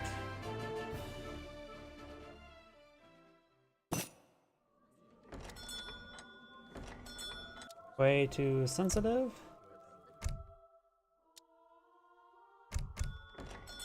Greetings everyone, and Grade here for another HBARS 3 replay. Small on bottom right side as the red Russians, we have Sheikh 2020. Small on left side as the green Aztecs, we have Look Tom with a capital underscore. Russian player has not selected deck just yet, and the Aztec has not selected deck either. We do have some natives on the map. We do got the Klamath settlement, which I'm not familiar with. The Klamath Rifleman gives you a wide range of trades, can pick up treasure, slowly gather from all natural resources except for mines and huntable animals. So it can't collect from huntables. But in theory, it should be able to collect up from berries and chop wood. What are the huntable natural resources there? Can it collect up? So, berries and wood. Interesting. Don't know how effective that is. And the other parts here, we got the Enable Warriors inflict far more damage, plus 25% damage. You get 150 food in crates every 3 minutes, up to 10 minutes, so up to 10 crates. And all your villagers and riflemen gather more quickly by 5%. Or 300 resources. The other natives on the map, we do have the Nukta settlement, which give you access to some club warriors or clubmen, and the war chief clubmen, which I believe the chief is actually a hero. Yes, it is. Which, let's see, we do have the High Priest Exultant. It says improve your war chief's damage and hit points, but that could affect the clubmen. It could generally affect heroes. I'm not sure the interaction there. Would be interesting enough. Let's see, Slinger. So got maybe a H2 aggressive deck with these two Slinger deck cards. Honestly, these cards are pretty good, both aggressive and not aggressive. Two Ward Hut Travises, War Priests. Got the Kyrena Temple The Slinger Temple, very nice. Eagle Runner Knight Temple. Not really a big fan of Eagle Runner Knights, but a lot of people do like them. And of course, we got the Skull Knight Temple, and I'm just biased towards Skull Knights. I love Skull Knights.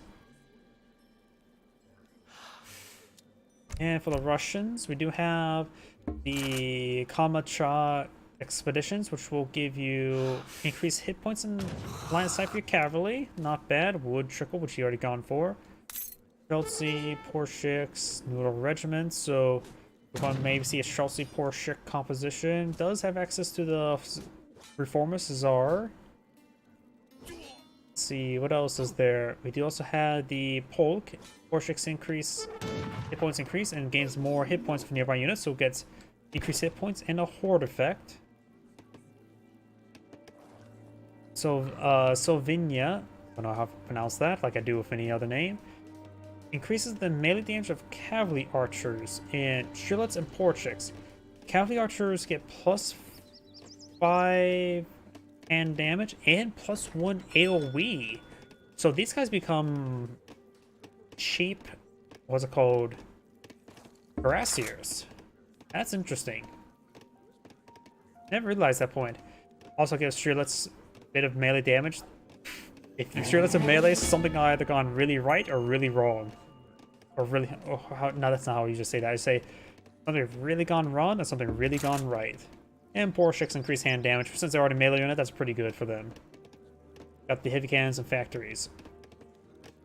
So we got Shirlet, Porshik, and maybe cavalry archers, because he does also have this here. So he does have some cavalry idea. Plus he does have this. Interesting. Reaching up to the quartermaster. We do now have the elder. Local kitty cat being put on down.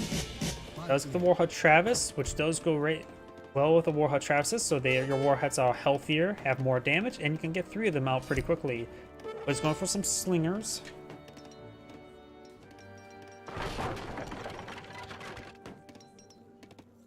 He does cancel this scaffolding there. He switches way forward. And does get deployed in the field. Will take some torches, not a whole lot. 13 Chelsea being deployed in the field versus 9 slingers. The 9 slingers are probably better. And now bringing more slingers there, so we will have 17 slingers out being through shipments. And always the big button from Townsend as well gets some Jaguar Prowler Knights, which are a pretty good halberdier variant. Some recruits now being pulled in the field.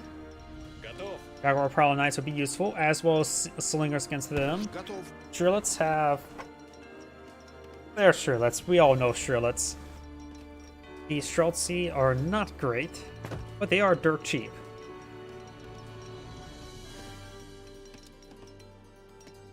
We do also got some Puma Spearmen being deployed in the field, and does go for the big Aztec Jaguar Prowler Knight big button, so we get 4 Jaguar Prowler Knights, which have good siege damage, a good damage in general, but you're going to get 4 of them this age.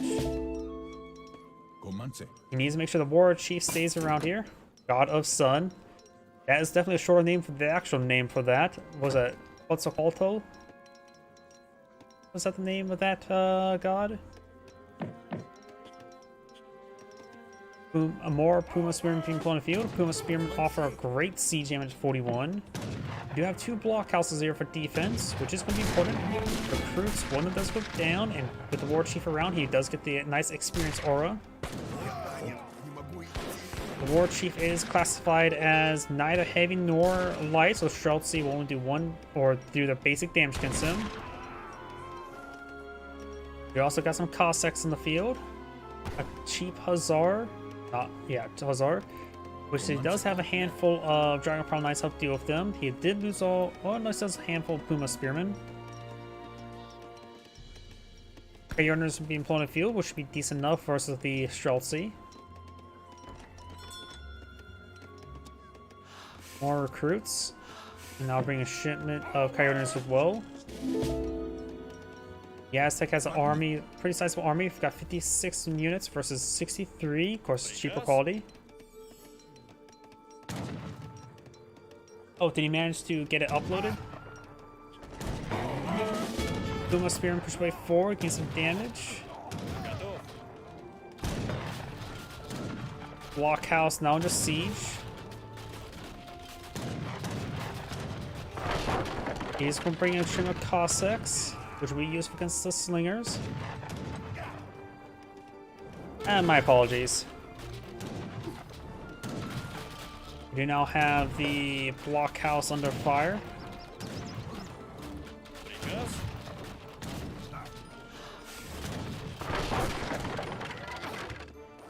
Puma Spearman does go down there. Do have a decent sized army there, 31 versus an army of 37. More Cossacks there. Now he does have 9 of them in the field. They are superior than Coyote Runners, but that's not the big issue. They need to be used to counter these Slingers. We've got more Coyote Runners being deployed in the field. He's out with the 1 Puma Spearman. Personally, I'm probably one of the worst choices to learn from. I mostly just cast Age of Empires 3, don't really play Age of Empires 3. I do cast a bunch of different games, Company Heroes 1, 2, Age of Empires 3, and 4. And so, I don't really have time to play each game I cast. And honestly, it's sort of good I don't. I become overly critical of the games when I both play and cast them, or I complain about balance a bit too much than what exactly is on the field. That's why I'm a bit more critical how Aztecs are in design, because I play Aztecs and try to learn Italians. Got now Shimish or deployment of Streltsy.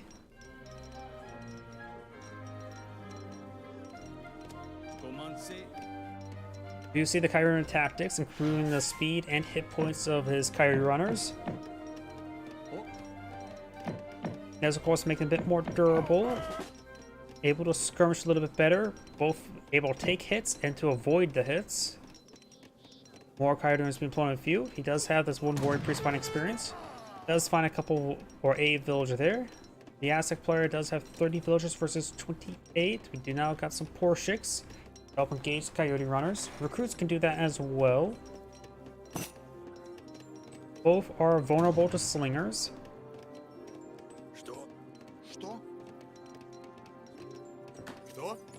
More Coyotes being deployed on the field.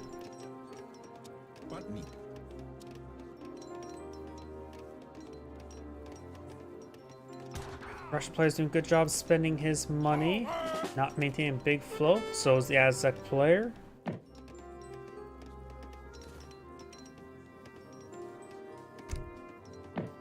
He almost has deployed every single card here. Next up, he probably should either for the Warrior Priest or for the coin. Don't think times 2 war hut traverses would be useful. Right now, he simply doesn't need extra war huts for production. They'll also make it harder to siege them down. Who has a sizable army here? Pirates advancing. Does get the villagers inside the town center. Pirates taking some attrition. Good volley there. When the Coyotes do go down, more Coyotes here. Aztec players backing on off. There's just a large amount of Russians here. Both factions are good at spamming out, that's for sure. Coyotes trying to push way forward. Streltsy in front, so the Coyotes will do just fine against them. Don't see a whole lot of Puma Spearmen engage the Cossacks, but Coyotes are engage them on equal footing. Now got the Jaguar Prowl Knights ripping through them, getting quite vetted, and they will, once they get to the Cossacks, they will start hitting the recruits. Couple of the Jaguar Prowl, only 1 Jaguar Prowl Knight. No, a good number of them still alive, getting quite vetted, but they're in staggered formation there, so they're taking a lot of extra abuse. Slingers firing away, more Slingers over here. The Aztec has lost most of his front line. Couple Coyotes remain. Now just Slingers, but the Rus player, Russian player, cannot really advance. His army is actually, I would say, inferior to the Aztec army, but they're still roughly equal. Bloody fight for both sides. Neither side won, neither side lost. Technically, really, both sides lost. You now have the Fertility Dance activated. Get a bit of faster production speed. Does have 3 here. Has a couple villagers there on the plaza. More Puma Spearmen. It may be a good idea to send the Puma Spearmen down south, so when the next engagement happens, Puma Spearmen can try torching some stuff down. They do offer excellent torch damage. Comandante. In comparison, pikemen have about 32 siege damage, if I remember correctly. Puma Spearmen have a staggering 41.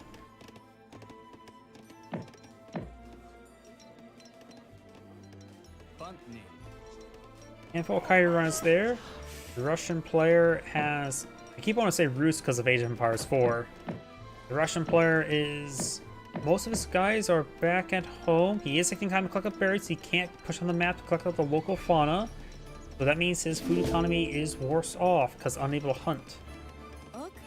Okay, comparison, 0.92 versus 0.67. That is quite a bit of a difference. War Chief now been redeployed at the community plaza.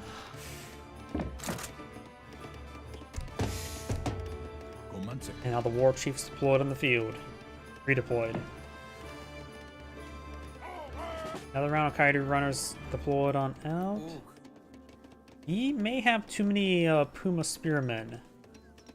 His opponent's not deploying any more Cossacks. He's going for recruits, so the Puma Spearmen, for all Spearmen types, they actually offer one of the best damage. But in comparison to generally Musketeers, they do offer a little less damage.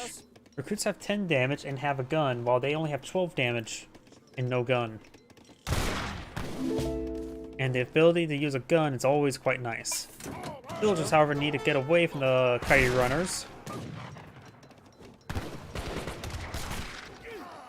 Recruits getting good volume on the Coyote runners. They do, of course, have the bayonet, so they're effective versus the Coyote runners. You also need to focus on those Puma Spearmen, since they are classified as heavy. That is the only thing they do bonus damage against. They, of course, are a counter unit. Puma Spearmen activate the cover formation, gaining 50% range resist. They can hard to gun them down. And it looks like all the recruits getting overwhelmed. Slingers are an excellent skirmisher unit, light infantry unit.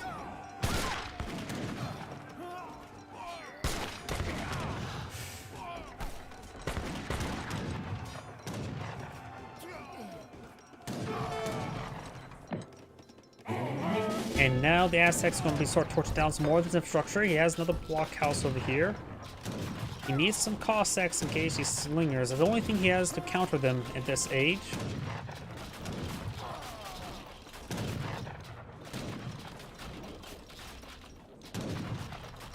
Slingers are a pretty good counter unit.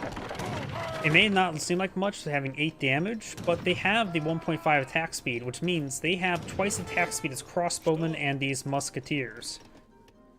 And all the musketeer variants. So effectively, you want to compare them to any sort of other skirmisher or any other heavy infantry like musketeers or, in this case, recruits. Just times their damage by 2. Got +1 damage from something. Not from what, though. Either way, effectively they have 9 or 18 damage with the times 2 multiplier, so they would do up, what, 36 damage per attack against a recruit?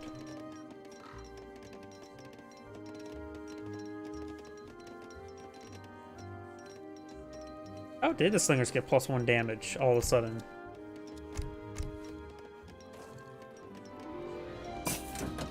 He's not age 3, so they're not the... was it champion or whatever the veteran research is called again? Maybe I'm just going crazy. Villager's very exposed, getting overrun by the Coyote runners. He's out of berries, so he's out of food. So the Russian player has nowhere to feed his growing army people. And all these villagers going down. Ugh, I think he's just... he is throwing away all these villagers, isn't he? Down to 30 villagers versus 45. Villagers do offer good melee damage, but you don't really want to rely on that. Another blockhouse going on up.